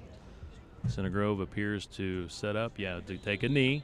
That will be your final play of the first half here at Columbus North in the Class 6A Sectional number 8 championship game. Center Grove in front of Columbus North, 35-0. Stay tuned. Coming up next will be our Ray Skillman Automotive Group halftime show. This is Center Grove Trojan football.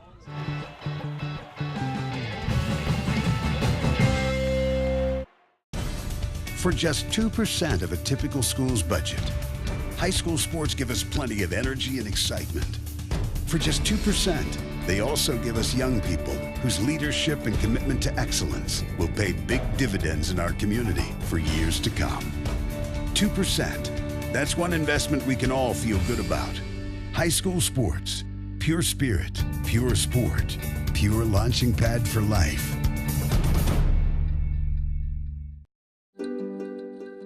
Meet Tommy. Tommy's not sure which sport he will play in high school someday. But no matter what he ends up choosing, playing sports in high school will help pave the way to a happier, healthier life. All Tommy needs to do is make up his mind. High school sports. Pure spirit, pure sport. Pure launching pad for life.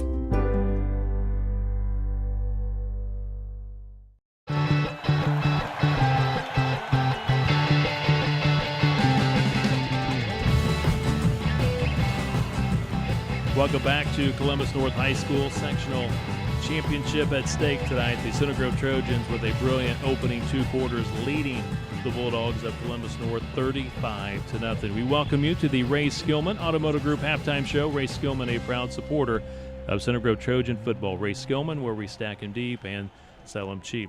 Special guest here at halftime, Scott Hall, the president of the Center Grove Football Parents Club. And Scott, I know you're sitting across the way in the rain, in the cold, but now you're here where it's all nice and dry and comfy and warm. But, Scott, how are things looking over there from the cheering section tonight? You know what? We got a great fan base that traveled with us regardless of the weather. They still want to see their Trojans come out and fight hard. They're proud of the boys' effort today. And, you know, regardless of the wind, the rain, the cold, they're here to support their team.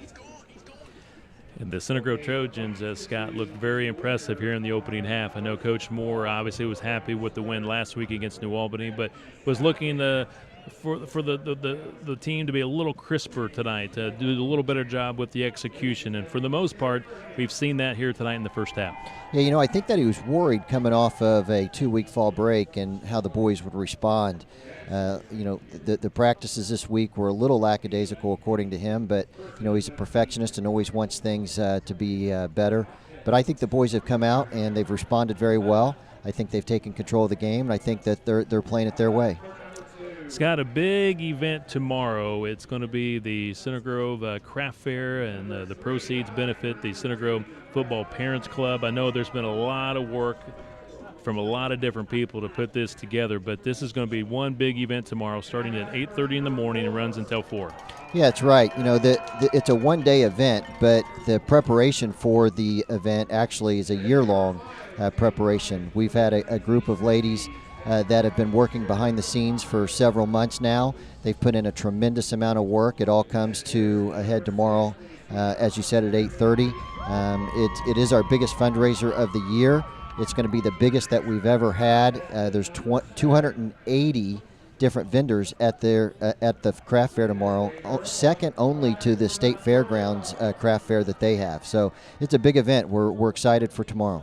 It only costs $1 for admission, and I know they're going to have coffee and donuts for the breakfast time. There's going to be lunch available as well. So there's just a lot going on tomorrow with the craft fair. Yeah, we're excited. So if you have the opportunity, pass the word, have people stop by. Also, Scott, a big weekend tomorrow. Also, we've got a lot of the Center Grove Bantam Football League Pro Bowl teams advancing to the championship round of the Border Wars. Yeah, Border Wars has come to be the largest Central Indiana Pro Bowl tournament for the Bantam age kids, and the championship games happen tomorrow at the Center Grove Bantam Fields. And we have a 2nd grade, 3rd grade, and 6th grade team playing in the championship games. Start at 10:30. Pretty exciting for the Center Grove program. Hopefully come out with a win tonight, go on, and have 3 more.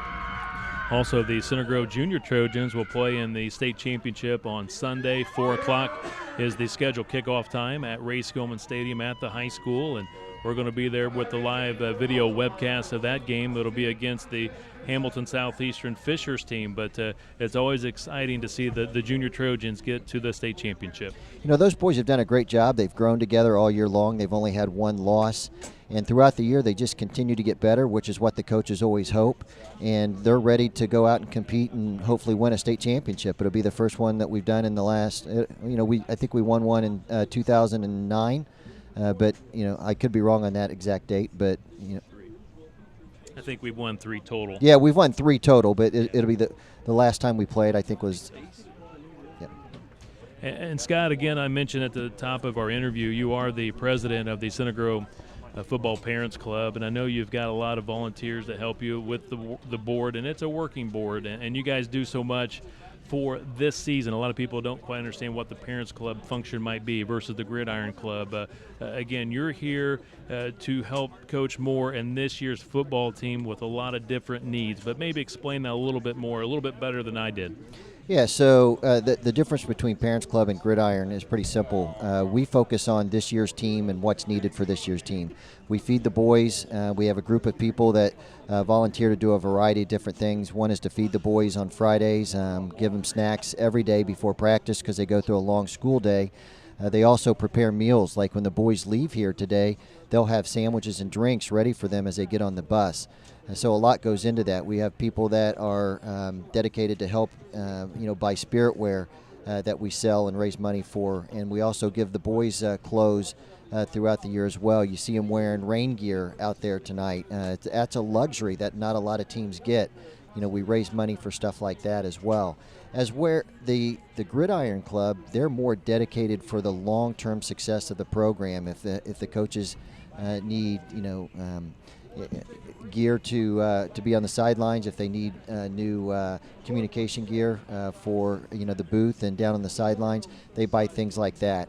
So it's more the long-term needs of the program versus the annual needs. All right, Scott Hall from the Center Grove Football Parents Club. Thanks, Scott, for taking time to join us here in the opening or for the halftime and best of luck with the craft fair tomorrow. Thanks so much.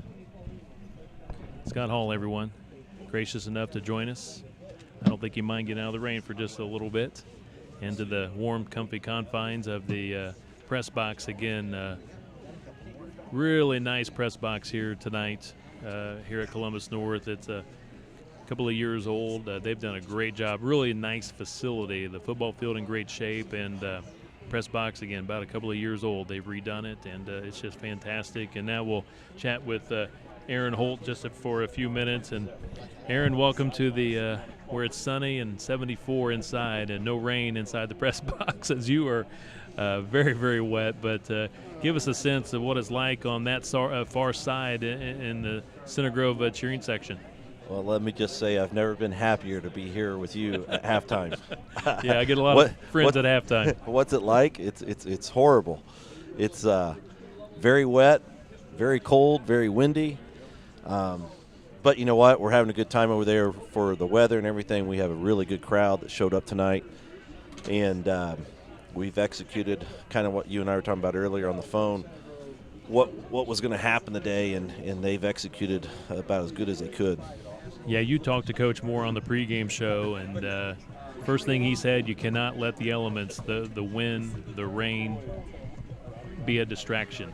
You have to come out. You've got to block. You've got to tackle. And that's what Center Grove's done tonight. They've done a great job of executing. I know Coach was looking for better execution tonight than we saw last week against New Albany. Again, as you go deeper into the tournament, it's just going to get more and more challenging. So you've got to be bringing your A game. You've got to keep building week to week. And this first half was pretty impressive by Center Grove. Really was.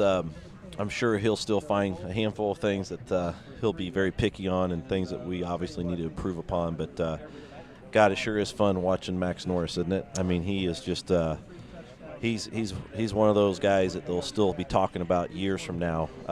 The different types of runs. He can run away from you. He can run over you. He can jump over you. I mean, there's nothing he can't do. Very impressive opening half for Max Norris. I think last report he was averaging 12 yards per carry, 3 touchdowns. Very impressive night for the senior. But also tonight, the Center Grove defense playing exceptional with a shutout up to this point, leading 35-zip. But they've really made it difficult for the Bulldogs to get first downs tonight. What's impressive about Center Grove's defense is last year the defense was pretty good, and we lost a lot of people. And I know there were concerns going into the season, and a lot of guys have stepped up. And it's just great to see.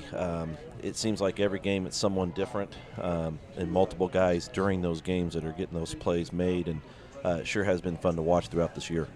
Aaron, I talked to Scott a little bit about this, but big weekend for Center Grove football. Tomorrow got a couple of Center Grove band and football Pro Bowl teams playing in championship games. I think he said 3rd grade and 6th grade are playing in championship games, and obviously, we got the Junior Trojans championship game coming up on Sunday at the high school field at 4 o'clock. But some big events coming up for tomorrow and Sunday for our youth in Center Grove football. A lot of fun out there this week.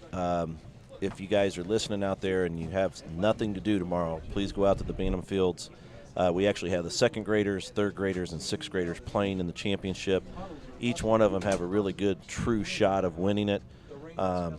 Many of the people listening tonight know that this tournament has expanded over the years, but it's been around for a long time, and we've typically had a lot of success. The teams that didn't make it got, 1 game short, and but it's going to be a lot of fun. I think we can go 3-0 tomorrow, and then obviously Sunday will be a lot of fun. And when you look at this team that's playing out here tonight, the seniors, the people. The kids that were part of the Junior Trojans when they were seniors actually made it to the state championship against Hamilton Southeastern Fishers, who's who we play tomorrow. It was a close game, went down to the end, and then there's another group of JRT that won the state just a few years ago, 2010, that are on the field tonight. So hopefully this class that is going to play on Sunday can continue and see the success take place here on the high school level as the other predecessors have done.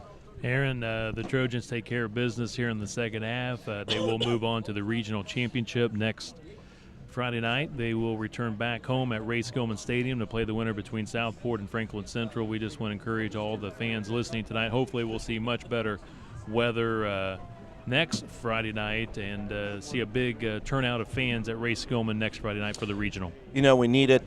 These kids, these coaches have worked extremely hard this year, and the IHSAA, unfortunately, changes the rules a little bit when the tournament play comes. And so if you've ever gone to a Center Grove home football game, it's electric, and because of the rules, we can't do some of the things that we normally do. So to have a jam-packed stadium full of red and white cheering on the Trojans would really be appreciative, and hopefully the weather is a lot better than it is today. I mean, it's just downright nasty right now. Aaron, just now as we were talking the last minute, the wind has really picked up. It's starting to blow some of the things on the far sideline, on that Center Grove sideline, starting to blow things away. It is really picked up, and it's almost difficult for the fans across the way to use their umbrellas. It's gotten so windy all of a sudden.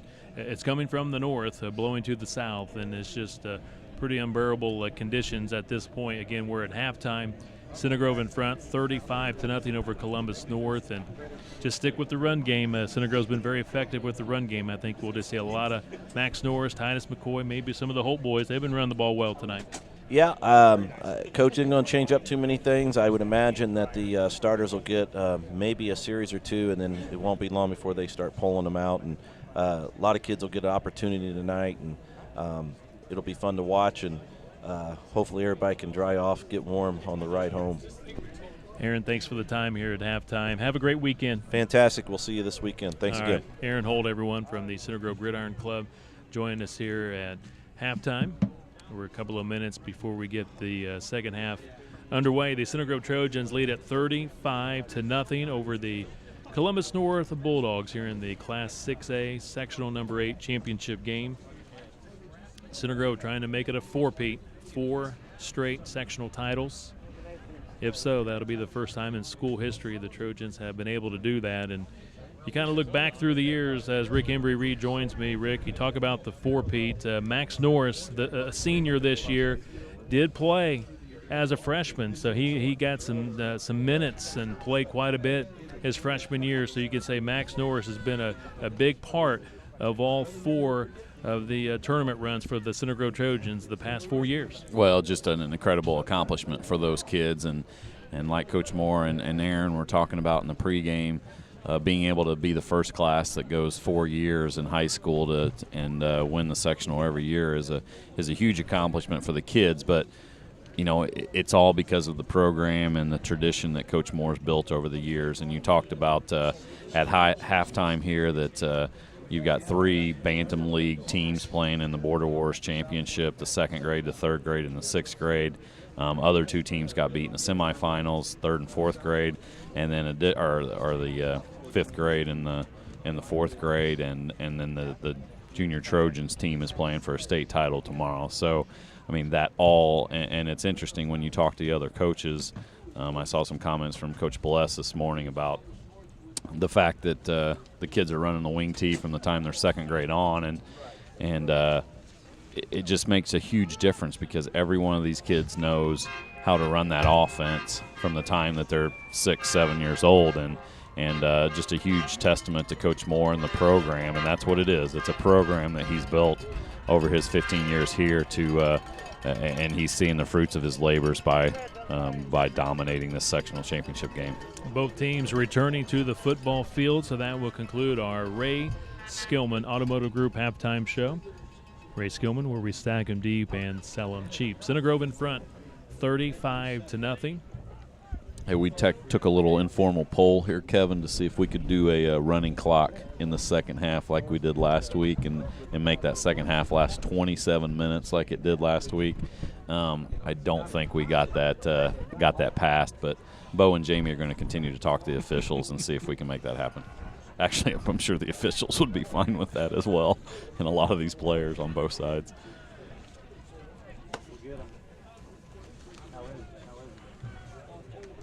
Our third quarter tonight being presented by RE/MAX. Did you know that no other RE/MAX agent in the world sells more real estate in Center Grove than Mark Linder and Tiffany McClurg?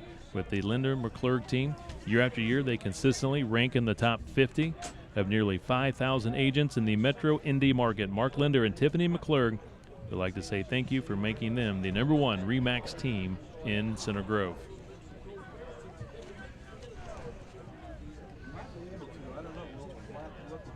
couple scores here at halftime or shortly after the second half. Ben Davis is up 20-14 at halftime of their game.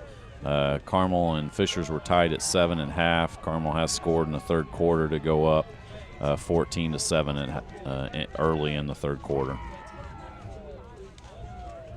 Rick, it's only appropriate on a night like tonight with all the rain that we have a sponsor, Marine Center Boating. Might need a boat to get home tonight. Yeah, I don't think I'd be out on any boat when it's a wind chill of 25, but the rain factor, yes. So Marine Center Boating Superstore is Indiana's most award-winning dealership. They've been named to Boating Industry's top 100 boat dealers in North America for the last 10 years. Marine Center Boating Superstore has more than 200 new and used boats in stock. Plus, they have India's largest service department and the biggest parts and accessory store in the Midwest. Don't miss their fall boat sale with the lowest prices of the year. Marine Center is the only place to go for all your boating needs and is a proud supporter of Trojan football.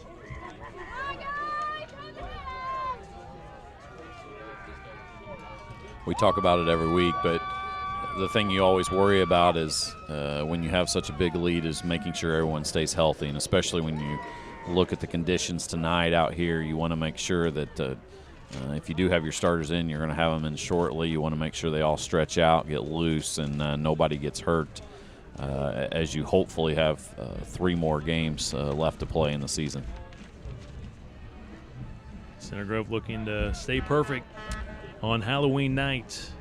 Just look at the camera right now and the wind, and we were watching at halftime as that sleet, rain, snow mix is just almost going sideways now across the field, and Scott and Aaron that you had talking to him at halftime, I think may stay in the press box for the entire second half. But yeah, the picture that Matt has up right now, that's just that's awful unless you're sitting in an enclosed press box like we are. And Rick, our MVP tonight has to be Austin Tyke, our senior from Center Grove High School, running camera tonight. He is on top of the press box outside.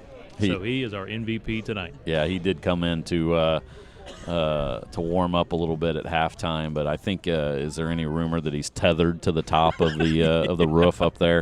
If Mr. he's not, Murray, he needs to be. He needs to get a new boss other than Matt Murray because, yeah, that's a brutal job up there tonight. Kudos to Austin. Nathaniel Snyder tees it up at the 40. We're ready for the second half here at Columbus North High School. The Trojans lead it 35-0. Snyder kicking in this direction in the first half had no problem at all putting the ball in the end zone. The hard part here will be, can he keep the football on the tee? It blows off once. I don't think it's going to stay on there. I think they're going to have to pull in Tyler Pence to hold it. Yep. Here comes Tyler Pence, number 33, to hold it. That's a position I want to play, Rick. Be the guy that holds it on kickoffs when it blows off the tee. Yeah, as long as my finger doesn't get kicked. Yeah. Just got to close your eyes. Snyder boots it. And that'll do it. And it goes out of the end zone. Great start for the Center Grove Trojans here in the second half. Anytime Fitness Center Grove is locally owned, 24-hour secured fitness facility. Craig and Stephanie Brown are pleased to bring the most elite fitness facility to Center Grove with a personal approach. Please stop by Anytime Fitness Center Grove, located at 1642 Olive Branch Park Lane next to Beefcake Burgers. Check them out, Anytime Fitness Center Grove. Byers ended on a few runs in the second quarter. Starts with the first run here in the third quarter. Gets it to the 25-yard line. Picks up 5. Yeah, halftime stats, I believe. And this is all you need to know about the game. Center Grove had 296 yards to Columbus North's 24. So obviously a huge advantage on the scoreboard and in the stat book.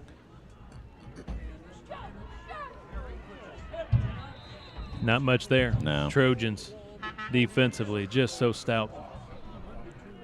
No gain, loss of 1 yard on the play. Yeah, that was Burton again at halftime. He had, I think, 21 yards on 8 carries, but just no holes up front for him to run through in this entire game. And credit Center Grove's defensive line. They've just been dominant. We've talked about Javon Swan, Devin Wilson, Cameron Tidd, and Gavin Everett. They've been fantastic all year.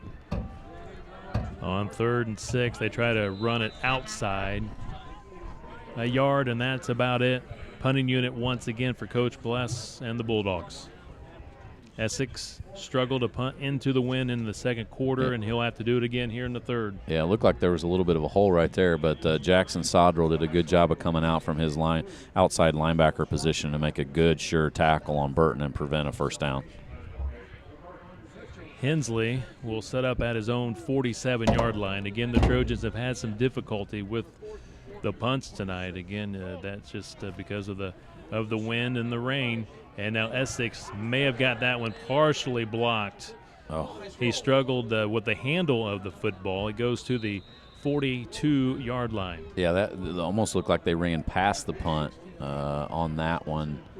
Center Grove had 4 guys that were all over it. Plus, you said he mishandled the snap a little bit. And if he didn't get it partially blocked, it was another one that just got up in the wind and just went nowhere. And he did get about a 5 or 6 yard roll to even get it that far. But Center Grove takes over with fantastic field position, which has been the story all night. 16 yards on the punt to the 35-yard line. Tristan Clark is in at fullback in place of Norris.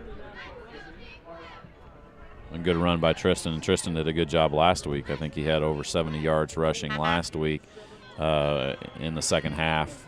Coming in at that fullback position, ran hard, and had a touchdown, and comes out on his first carry tonight and picks up 6 yards. Clark a sophomore, McCoy a sophomore. Titus McCoy ripped down. Good tackle. Real good tackle. Again, once again tonight, very difficult to read the jersey numbers for Columbus North. They're very similar to what we had when we went to Pike. Rain and dark jersey numbers, so it's difficult sometimes to pick up the numbers. But, Rick, did you see who made the tackle? Well, it may or may not have been him, but I'm going to give credit to big number 99, Coleman Tennyson, 6'2", 275, nose tackle for Columbus North. 3rd and short. Trojans pick up the first down, moving the pile inside the 20. A flag, though, down at the 22. Think that might be a face mask on top of that, because that's where he threw it. It was right in the pile where they were running. Great run by Tristan Clark, and I think they're going to tack on another 5 yards probably. Tristan Clark scored last week in the sectional opener against New Albany. Got a feeling he'll get a bulk of the runs here in the second half tonight. They called the big personal foul, 15-yarder on that, which since they're on the 17-yard line, they'll move it half the distance to the goal, and that'll bring up 1st and goal for Center Grove.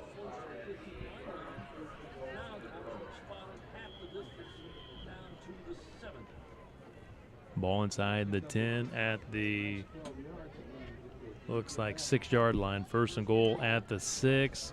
Siderwitz hands it off. McCoy racing to the outside. He's got the edge. Touchdown, Titus McCoy from 6 yards out. Another great job of blocking by that offensive line around the right side. You see 2 guys pulling out there, 55, 68, and they pave the path for McCoy to take it into the end zone. But you got to credit those guys. Number 55, Trevor Floyd, right guard, and I said number 68. I don't know if that's him or not, but great job of getting out in front of Titus, and another touchdown, Center Grove. Snyder misses on the extra point kick, so the score remains 41-0 Trojans.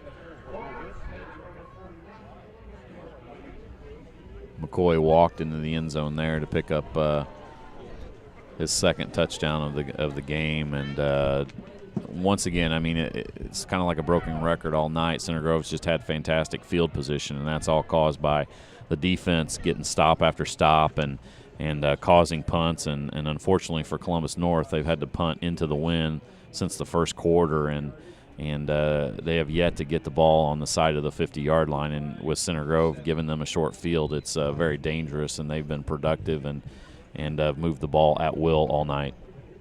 Sauer Dentistry of Center Grove, a proud supporter of Trojan football. As residents of Center Grove, Dr. Aaron Sauer and his family take great pride in being a part of such a fantastic football program and school system. Dr. Sauer has 4 children who attend Center Grove schools and plans to be a supporter for many years to come. He welcomes new patients and provides dentistry for the whole family. Give his office a call at 317-865-1234, Sauer Dentistry of Center Grove. Update from Southport Franklin Central. Southport 21, Franklin Central 6. 8 minutes, 23 seconds to go in the third quarter. So as it stands right now, Center Grove and Southport will be the regional rematch from last year at Center Grove.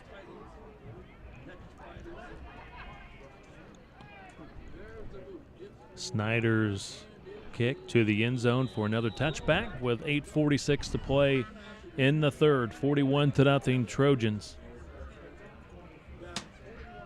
And Rick, when you get into the tournament, especially when you travel, you are limited on the number of players that you can bring to road games. So the Center Grove Trojans at the moment still with their number 1 defense out there. But again, one would think in a few more possessions we might see some of the backups in there for the Center Grove Trojans.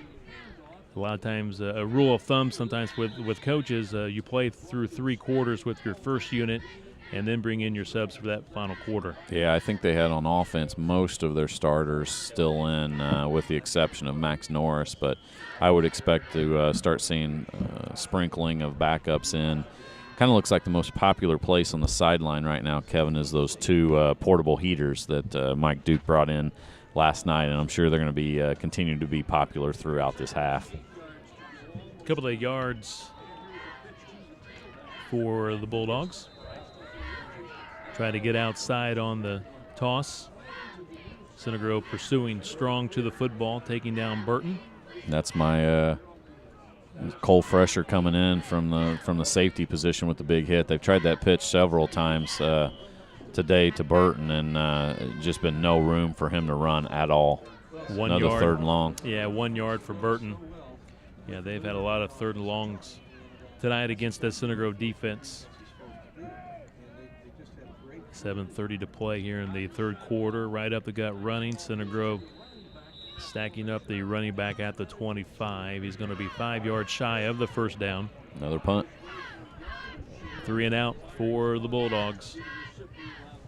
Just not able to open up the holes for the backs. Yeah, I think they had 1 or 2 first downs, maybe 1 in that first half, and it's been unbelievable, the defensive, especially after the amount of points that they put up the last 2 weeks against top 10 ranked teams, Southport and then Jeffersonville. Columbus North run into a buzzsaw tonight. Essex low punt. Minimal pressure by the Trojans. Hensley will let the ball bounce and roll to the 43-yard line. Once again, great field position for the Center Grove Trojans with 6:50 to play here in the third quarter. In front, 41-0, and Joey Siderwitz remains in at quarterback. Again, the Trojans may ride this one out through 3 quarters before they start bringing in some of the backups. Yeah, there are a couple of backups in on that offensive line. Big number 77, John Richardson, on the line as well as Josh Clifford. From the backfield, Daggett. He may go the distance down that sideline. Touchdown, Calvin Daggett. Impressive run by Daggett. 57 yards, Calvin Daggett.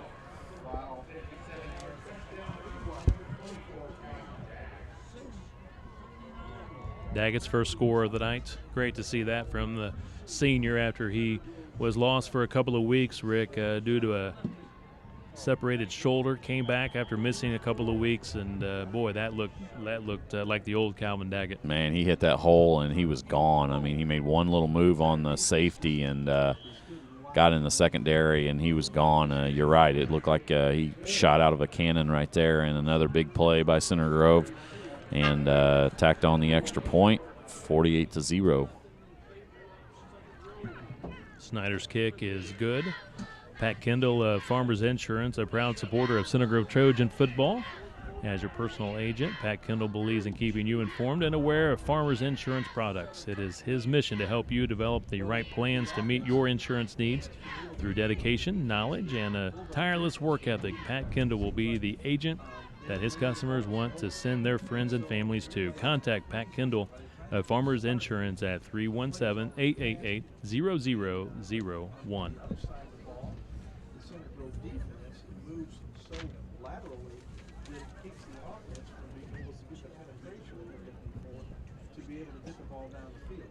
Just got the official word from Bo Barrett, the statistician for the Trojans. Columbus North, 2 first downs back in the first half, and that's it for the entire game. That's unbelievable when you look at number of points that they put on the board the last 2 weeks, and they've been completely shut down by Center Grove's defense. Snyder's kickoff, no assistance needed by Pence to hold it that time. And there goes an umbrella. Just looked across the way. A Center Grove Trojan fan lost their umbrella up and over the stands and out of the stadium. That's how hard the wind is blowing. Now you look over here to the left. What do we have? The kicker's net, the kicking net just collapsed. Wow. The wind has just picked up even more here in the second half. Yeah, I think Mr. Murray's going to have to update the wind chill for us a little bit, because it's even colder out here now with that wind, and you're right, the wind has picked up considerably. When we kicked off tonight, it was 36 degrees, wind chill at 26 degrees, and got a feeling that wind chill still in the low 20s now. I mean, even looking at the goalposts are shaking like crazy, like one of them's going to snap off pretty quickly here. Rick, some new faces out there for the Trojans defensively. Still got some of the starters in there, but the coach has now sprinkled in some backup players. You know who number 37 is? That's one of my favorites back there when he comes in, and once again he gets the tackle right there. Logan Bontrager, and Columbus North picks up its 3rd first down of the night. Its first here in the second half. Big cheer by the Columbus North faithful. And Bontrager, you're right, he was in on the stop. He is a sophomore, and he is a good one. What game was it? He came in, subbed in second half, had double digits, 10 yeah, tackles in the second half. They run to the near side. It's to the 35-yard line, chopped down after a pickup of 3. One of the Trojan players a little slow, back to his feet, trying to catch a number. Number 8 for Center Grove. Blake Moran. There's that Connor Spinney, Spinney. Connor Spinney. He's a senior backup linebacker, and he's now back down. And Dave Buckholtz and crew out on the field to check out the senior, Connor Spinney. He made the tackle right at the 35-yard line.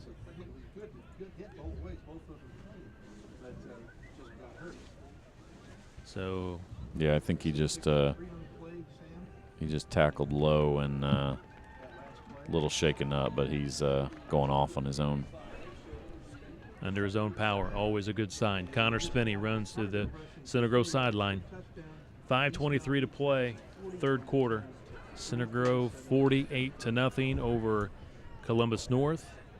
It appears that will be Center Grove back home next Friday night in the regional championship against the Southport Cardinals. Yeah, unless there's a late comeback by Franklin Central, that's what's going to be. And last year, Southport came in there undefeated and high-powered offense, a great running back, and Christian Perry, and a great quarterback, and Luke Johnson. Perry graduated, but Luke Johnson's back for his junior year, and Southport's been very good this year so far as well, with their only loss coming to Columbus North a couple weeks ago. So it'll be another good matchup for Center Grove, and hopefully a little nicer weather next Friday night. Burton swarmed at the 39-yard line. Zach Stanball gets credit for the tackle. Zach Stanball, you know, that prompts me, Kevin, to talk a little bit more about that 6th grade Pro Bowl team, because I have Zach's younger brother, Clay, on my 6th grade team that's going to be playing Zionsville tomorrow at 1 o'clock at the Bannum Fields. But been a fun group to coach, a good group of kids and good assistants that I have helping me, and it's been a fun year. 3rd and 3, Columbus North looking for that second first down of the quarter. Forward progress is going to make it really close. Yeah, you got it. They say move the chains. First down for the Bulldogs. Spinney back in there, Rick. He went off for a few plays. He's back in there at linebacker. Great to see. He's a senior in a backup role at linebacker.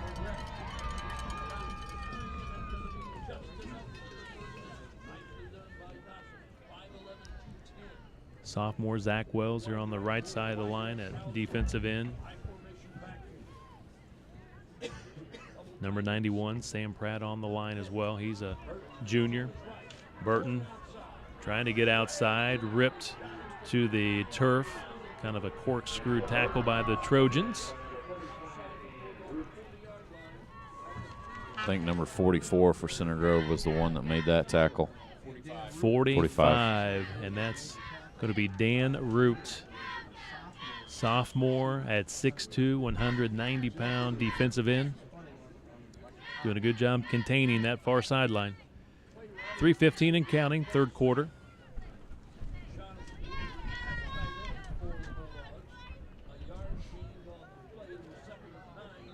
And now the ball is being blown across the field.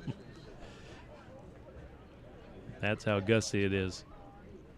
I think the official's going to have to hold it until the center's ready to go up and hold it.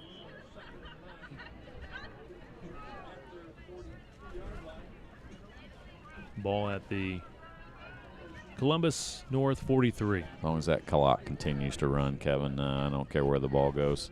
2nd and 9. Handoff. Burton tries to get out of the traffic, tries to bounce it outside. Center Grove bottled him up at the 45-yard line. Gets a yard.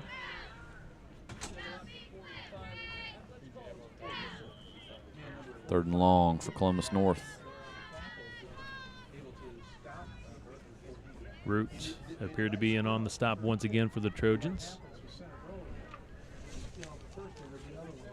I just got a text that said I need to quit talking about my 6th grade team and talk about the 2nd grade team coached by Chris Tapek and the 3rd grade team coached by Greg Coy. So kudos to those guys as well for having their teams in the final of the Border Wars tomorrow.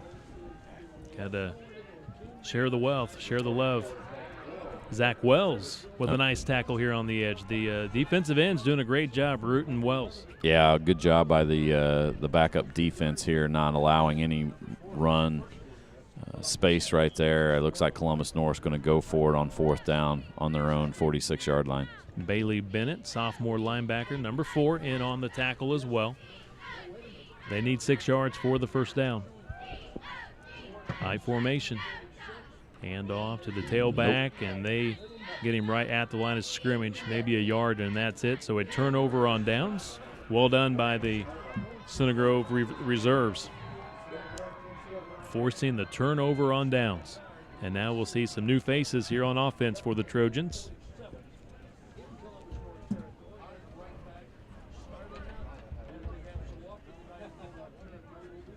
Quarterback remains, though, Joey Siderwitz, number 1. But a lot of other new faces out there for the Center Grove Trojans. Jay Doyle will be at split end. Tristan Clark in the backfield with Jackson Holt. And Trevor Holt at left wing back. They go to, was it Tristan Clark? Yep, Tristan Clark again for about 7 on first down. To the 40-yard line. So for Coach Moore, let's look at the numbers. 4 straight sectional titles tonight. For Coach Moore coming in tonight, 8 sectional titles, so this will be number 9, and for Center Grove as a school, number 10.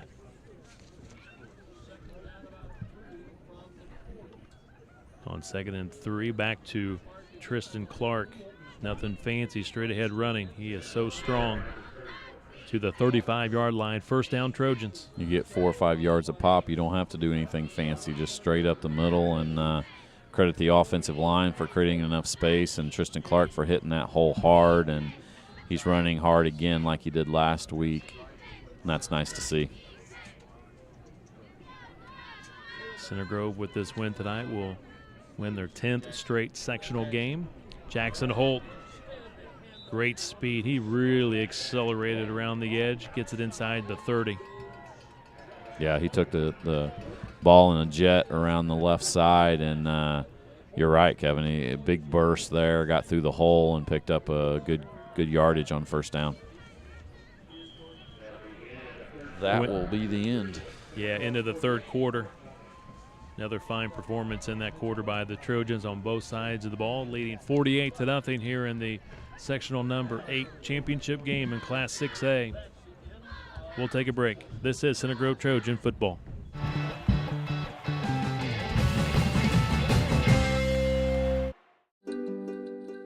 Meet Tommy.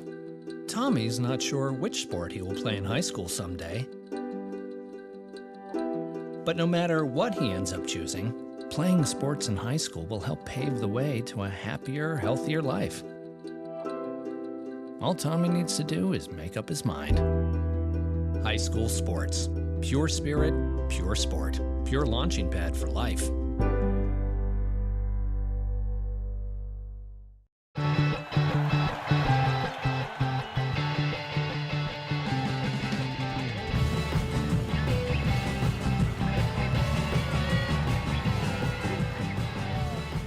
To begin the fourth quarter, the Center Grove Trojans with a commanding 48-0 lead over the Columbus North Bulldogs. Center Grove football, 2nd and 3. Just inside the 30-yard line. Trevor Holt turns it up, just a little bit short of the first down. I think he slipped on that because there was a hole right there, and Trevor tried to make the quick cut back and slipped on the turf and came up a little bit short on the first down, 3rd and about a half a yard. Our fourth quarter tonight being presented by Aldi. Aldi, simply smarter shopping. The new Aldi opened up in Center Grove on State Road 135. It's been a huge success. Check it out. All I keep hearing is pumpkins for 99 cents, which I guess they'll probably be even cheaper now. But yeah. That's the first thing my wife said was we got about 48 pumpkins from Aldi because they were 99 cents. I don't have 48 kids that need to carve pumpkins, but we seem to have gotten more than needed. But you're right, Kevin. Every time we go by there's lots of people there, and that's great to see. Laura Bauer and her group have been fantastic supporters of the football program and the broadcast and the Bantam Football League and also the Basketball League, Center Grove Boys Basketball League. So I'm glad that they're having the success, and we appreciate the support. New set of downs for the Trojans, sticking with the running game. And Rick, early on we talked about Brosini Pizzeria. Good shot of their pizza truck providing our pregame meal tonight. New York-style pizza. We really appreciate them stepping up with our pregame meal, and I think we got enough for the ride home tonight back to Center Grove. So is there any rumor that that's the vehicle that you're coming to games in now, Kevin? Is that your ride? That's your limo? No. That's for Kitchell. Yeah, that's about equal to that van that he drives that has about 400,000 miles on it. Trojans looking for the end zone. Another nice run by Center Grove, tackled at the 5. But no, a big thank you to James Cross, the owner at Brosini Pizzeria, stepping up tonight with our pregame meal, supplying our staff with a nice meal. And like I said, still plenty of pizza left over for the ride home. And, you know, coming down tonight, it just really was shaking the car back and forth a little bit on 65. Yeah. It's worse now, so it's going to be really difficult driving home tonight to back to Greenwood. The Trojans with Tristan Clark, 5 yards out. He powers into the end zone, touchdown. Well done, Tristan Clark, the sophomore. He had a touchdown last week against New Albany and gets one here from 5 yards out. Yeah, good hard run by Tristan straight up the middle, good blocking up front, and Tristan was able to take on that tackler on about the 2 and punch it into the end zone. Another touchdown by Center Grove on a short field, and they're absolutely rolling offense. First string, second string, it doesn't matter. Snyder will kick this one into a very stiff wind. Let's see. Mishandled the snap by Siderwitz, the starting quarterback, and just finally was ripped down to the ground at the 15. And again, difficult snap, and the Trojans go down at the 15, so it's 54-0. Yeah, 10:05 to go in the fourth. Last thing you want to see right there is the Joy to try to scramble around and take a shot or something like that. Surprisingly, Center Grove's been pretty good on extra points tonight. One miss and then that bad snap right there. But with these conditions, that's something you always worry about is getting a clean snap and getting a good hold and then getting enough footing on the ball. And with the wind blowing it all over the place, you never know what's going to happen. Tournament numbers for Coach Moore here at Center Grove. With this win tonight, he will improve overall in the state tournament, 42-14. On the road, 18-7. In the sectional part of the tournament, he'll go to 30-7 overall. And in, let's see, sectional championships, sectional finals, he'll go to 9-1 in sectional championship games. Amazing numbers. I mean, amazing numbers. And when you talk about Center Grove and the history of Center Grove has 10 sectional championships, and 9 of those are Coach Moore. I mean, that just shows where the program was before he came, and then obviously what he's done since he's been here and the success that he's had and the program that he's built.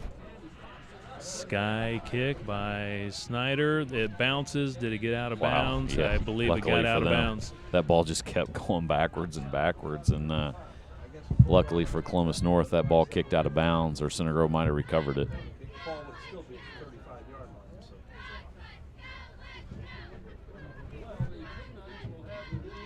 There's all kinds of other stuff blowing in the wind here.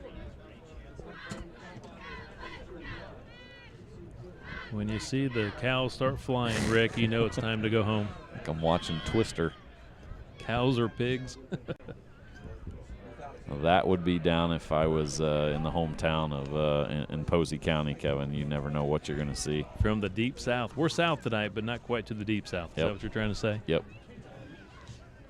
Ball at the 35-yard line for the Bulldogs with 10 minutes to play in the fourth, trailing 54-0. New number in the backfield there, number 3, Byers. Jonathan Byers, senior. Well, what's great to see is that Center Grove defense, backup defense, continues to play hard. And, I mean, these guys are used to having to play another game on Saturday. And now that you're in a state tournament, not having that game on Saturday, they're coming out and trying to get as many tackles and as many hits. And, I mean, those guys are the ones that are the scout team for the entire week and are getting going against the Center Grove varsity. So they're more than happy to go against another team here on Friday nights and get some playing time in. Loss of a couple of yards, so now brings up 2nd and 12. Gets back to the original line of scrimmage and maybe got 3 yards. They're going to mark it just across the 35 to the 36-yard line. We're at the 9-minute mark here in the fourth quarter. Rick, any update on that Southport game? Again, last report, they had quite a lead on Franklin Central, that game being played at Perry Stadium tonight. Yeah, I haven't had here we go. Cardinals 28, Franklin Central 12, 8:52 to go in the fourth quarter. So it appears Center Grove in a rematch next Friday night at Ray-Skillman Stadium in the regional. Center Grove will go for 4 straight regional titles. Coach Moore in regional games has never lost. He's perfect.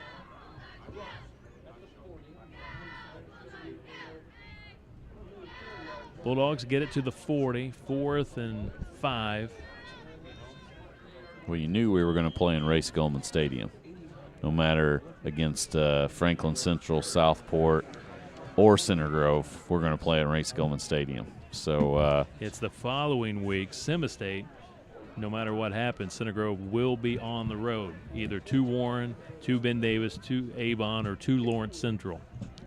Yeah, and at halftime into the third quarter, Warren Central was up on Lawrence Central 9-0. So that defense has been very good for Warren Central all year. So they're advancing, and they're going to play either Avon or Ben Davis. First down, Columbus North. They were faced with 4th and 5. They get 6.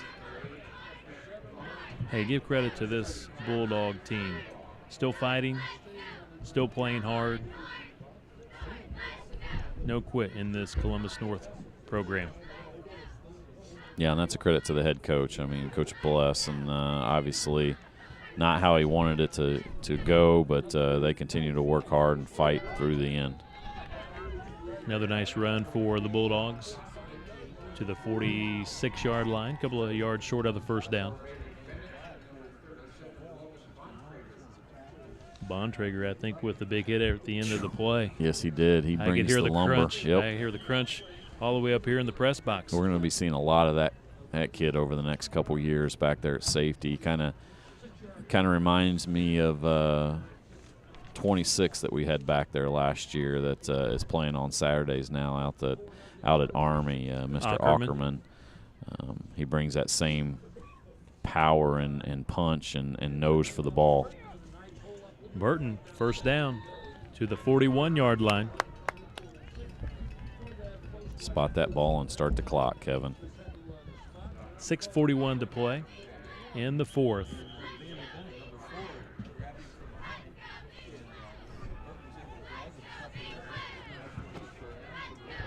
Will Smithy, Jr., left cornerback, had a pick six last week against New Albany. Big highlight for that young man. And you know what I heard? That his father left and did not see that last week. Let's hope he got back to the video webcast archive to watch that one, or possibly on Huddle to see that replay. That was a heck of a catch and return.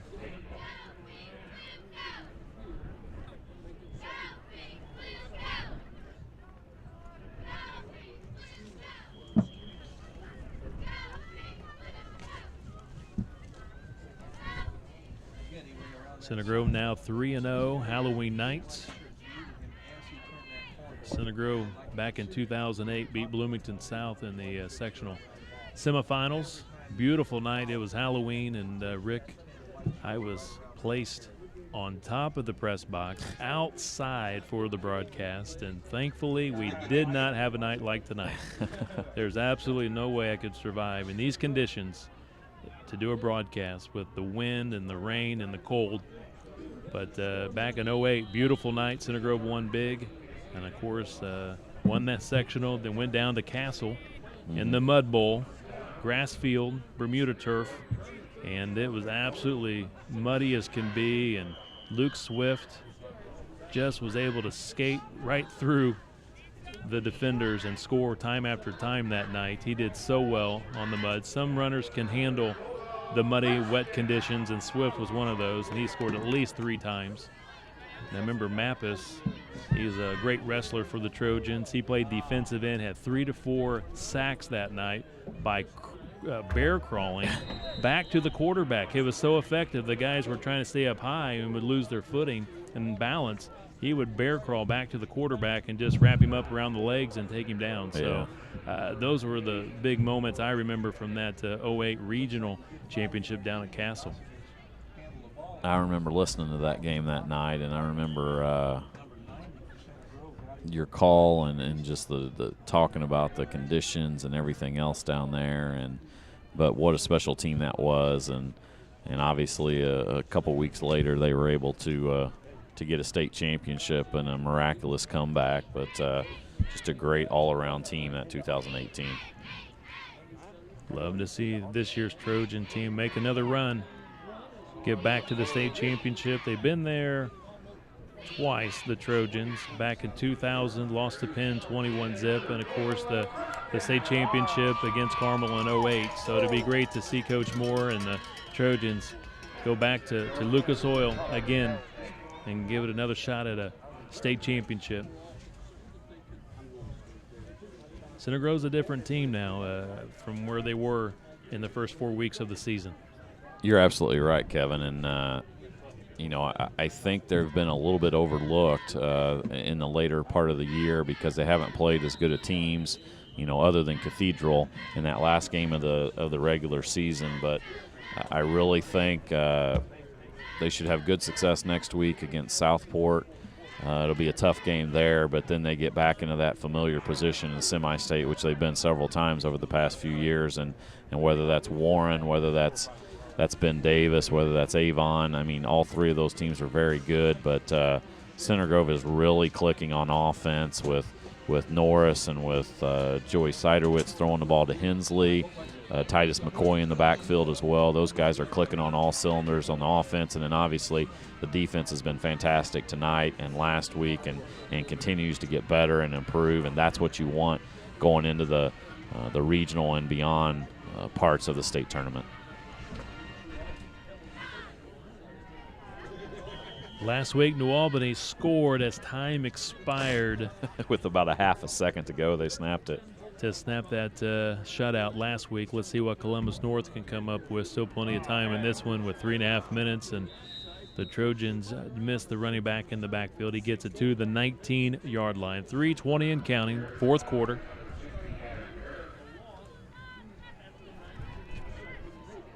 Looked like number 48 had him in his grasps and then just let him go. That's Rhett Mappus. Speaking of Mappus. Yep. I think that was Shelby Mappus back in 08 that got those 3 to 4 sacks that night against Castle. Shelby or Mitch? Is there also Mitch? I don't know. A lot of them. Yeah. Great wrestling family. Burton off left tackle to the 16-yard line.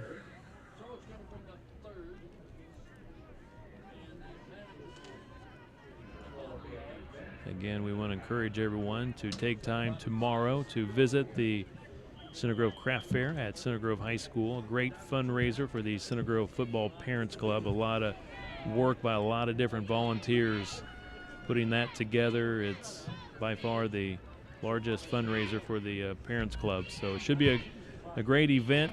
Well over 200 vendors will be there tomorrow. They'll have food and just a great, great day at Center Grove High School with the Craft Fair. So I got one question for you, Kevin. You said at halftime that was the second biggest craft fair in the entire state of Indiana. I'm trying to figure out where you get your stats on craft fairs. I mean, you're big on trivia, obviously. You usually have something that stumps Kitchell or I every week, but I mean, to know the top 10 craft fairs in the state of Indiana, you've went above and beyond this week, and you obviously either need more to do at work or need a raise at this job. You're probably right on both counts there. I would agree. Trojans trying to get a shutout here, but Columbus North 6 more yards to the 6 with 90 seconds to play. Didn't get a chance to work in my Columbus North trivia. I was waiting on some Columbus trivia or Columbus North. I mean, top 10 alumni. What do we got here? Yeah, well, Coach Moore's most favorite NASCAR driver. Yes, good old Tony. Tony Stewart, Smoke, or the Columbus Comet. How about Governor Mike Pence? All right, yeah. And how about Chuck Taylor? Chuck Taylor, who's, starting to become famous again because they're bringing some shoes back. Touchdown, Columbus North with 1:01 to play, breaking the shutout. And you're right, Chuck Taylor was a 1919 grad of Columbus High School, the most sold shoe in the world. So 1919, he probably played against Kitchell in high school, I would say. Maybe he might have been a senior when Kitchell was a freshman or something like that. But wow, 1919 graduate. Now had the Chuck Taylor All-Stars tennis shoes, and now you're right, they've got it. Yep. They're bringing it back. They've got a special edition for Columbus North with the royal blue, and they got an orange shoe for Columbus East. Okay. It's got the state of Indiana on there, and it's got like a little star for the city of Columbus on there. So we're talking canvas shoes that some high school kids are going to wear in a game, or just for decorations? Anybody. It's like a limited edition. Okay. You place your order. I think it's already come and passed, but it's like a limited edition, a special shoe that's just being made in honor of Chuck Taylor, who graduated from Columbus High School. Well, that's a pretty cool thing that they're doing for that. So I was waiting on that. You almost ran out of time, Kevin. You were in the last minute and a half to throw that Columbus famous alumni trivia in there. So good job. You got that in. We can probably finish the game now. Kicking off. Interesting name here, Rick. Andrew NG. It is the letter N and the letter G, and it's pronounced NG. Sounds like it's probably like element 85 on the periodic table or something like that with a name like that. We said before the game when we were looking at names, we hope we didn't call his name very often, and sure enough, we've only called it, this will be the second time tonight. NG will kick off for Columbus North. And it'll go to the end zone. Jackson Holt came up to it, tried to catch it in midair, and thought better of it and let it go to the end zone. I would say a couple knees or a couple simple runs here, and we will call it a night. So regardless of what happens between Southport and Franklin Central in the fourth quarter, Center Grove will be home next week for the regional championship at 7 o'clock against most likely Southport. But Franklin Central, I guess, could rally late in that ball game. But again, last report, Southport with a nice size lead over the Flashes. Trent Lyon in at quarterback for Center Grove. Trojans running the football and finally take down the running back. Maurer with the carry. Maurer had a touchdown last week against New Albany. Brett Maurer, Jr. Yeah, he ran well in that touchdown last week from about the 4 or 5 yard line. He got in the end zone. Looks like he's going to get about one more carry or one of the others. Should be last play of our game tonight, and that should do it. That will do it. 54-7, your final score tonight. Congratulations to Coach Moore and the Trojans. For Center Grove, 10 sectional titles in football for Coach Moore, his 9th. Center Grove now will take a trip back home and get ready for the regional championship, where Coach Moore has been perfect in regional games. So, Rick, I don't know if you got the trademark or not, but it's a four-peat for the Center Grove Trojans here in sectional number 8. Yeah, what a fantastic accomplishment. We thought it would be a tougher game tonight than we had last Friday. Columbus North come in on a little bit of a high, winning a couple games in a row over ranked teams, but I mean, they were overmatched from the start. Center Grove came in and took care of business. That's exactly what a great leadership team and a good senior-led team will do, is take care of business up front, never allow that opponent to get any momentum or anything, and now they go get that sectional trophy for the 4th year in a row.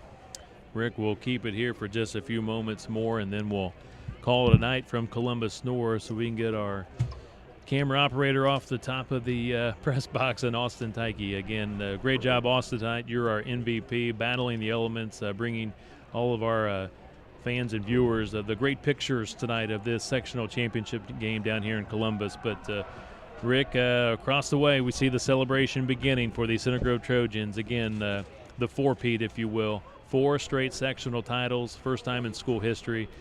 Great accomplishment. A lot of hard work goes in to this football program by Coach Moore, his staff, all the way through the middle school program to the Bantam level. It just doesn't happen here at the high school level. It's a complete program that gets it done year after year. Yeah, absolutely right, and it's great to see the excitement and the energy by that group of boys that to get that sectional title. And obviously they want something more than that this year, but that never gets old. I mean, you got to win 2 games to win the sectional, and they've done that in dominating fashion over the last 2 weeks, and now they move on to the regional more than likely against Southport. Last check, they were up 28-18 with 5 minutes to go over Franklin Central. But kudos to that group of young men, and equally as important, Coach Moore and his coaching staff, because they have been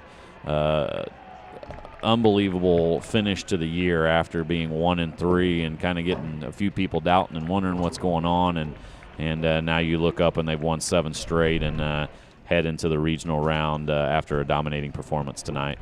Rick, I appreciate you coming down here to Columbus. I know it's a difficult night to do that away from your family on Halloween night, but at least we had free pizza, a warm press box, and a great football game for Center Grove. Yeah, as I texted my wife and told her it was 74 and sunny inside here as she was taking the kids around. This was one night that I hate to say it, but I didn't miss much walking around the neighborhood on trick-or-treat night.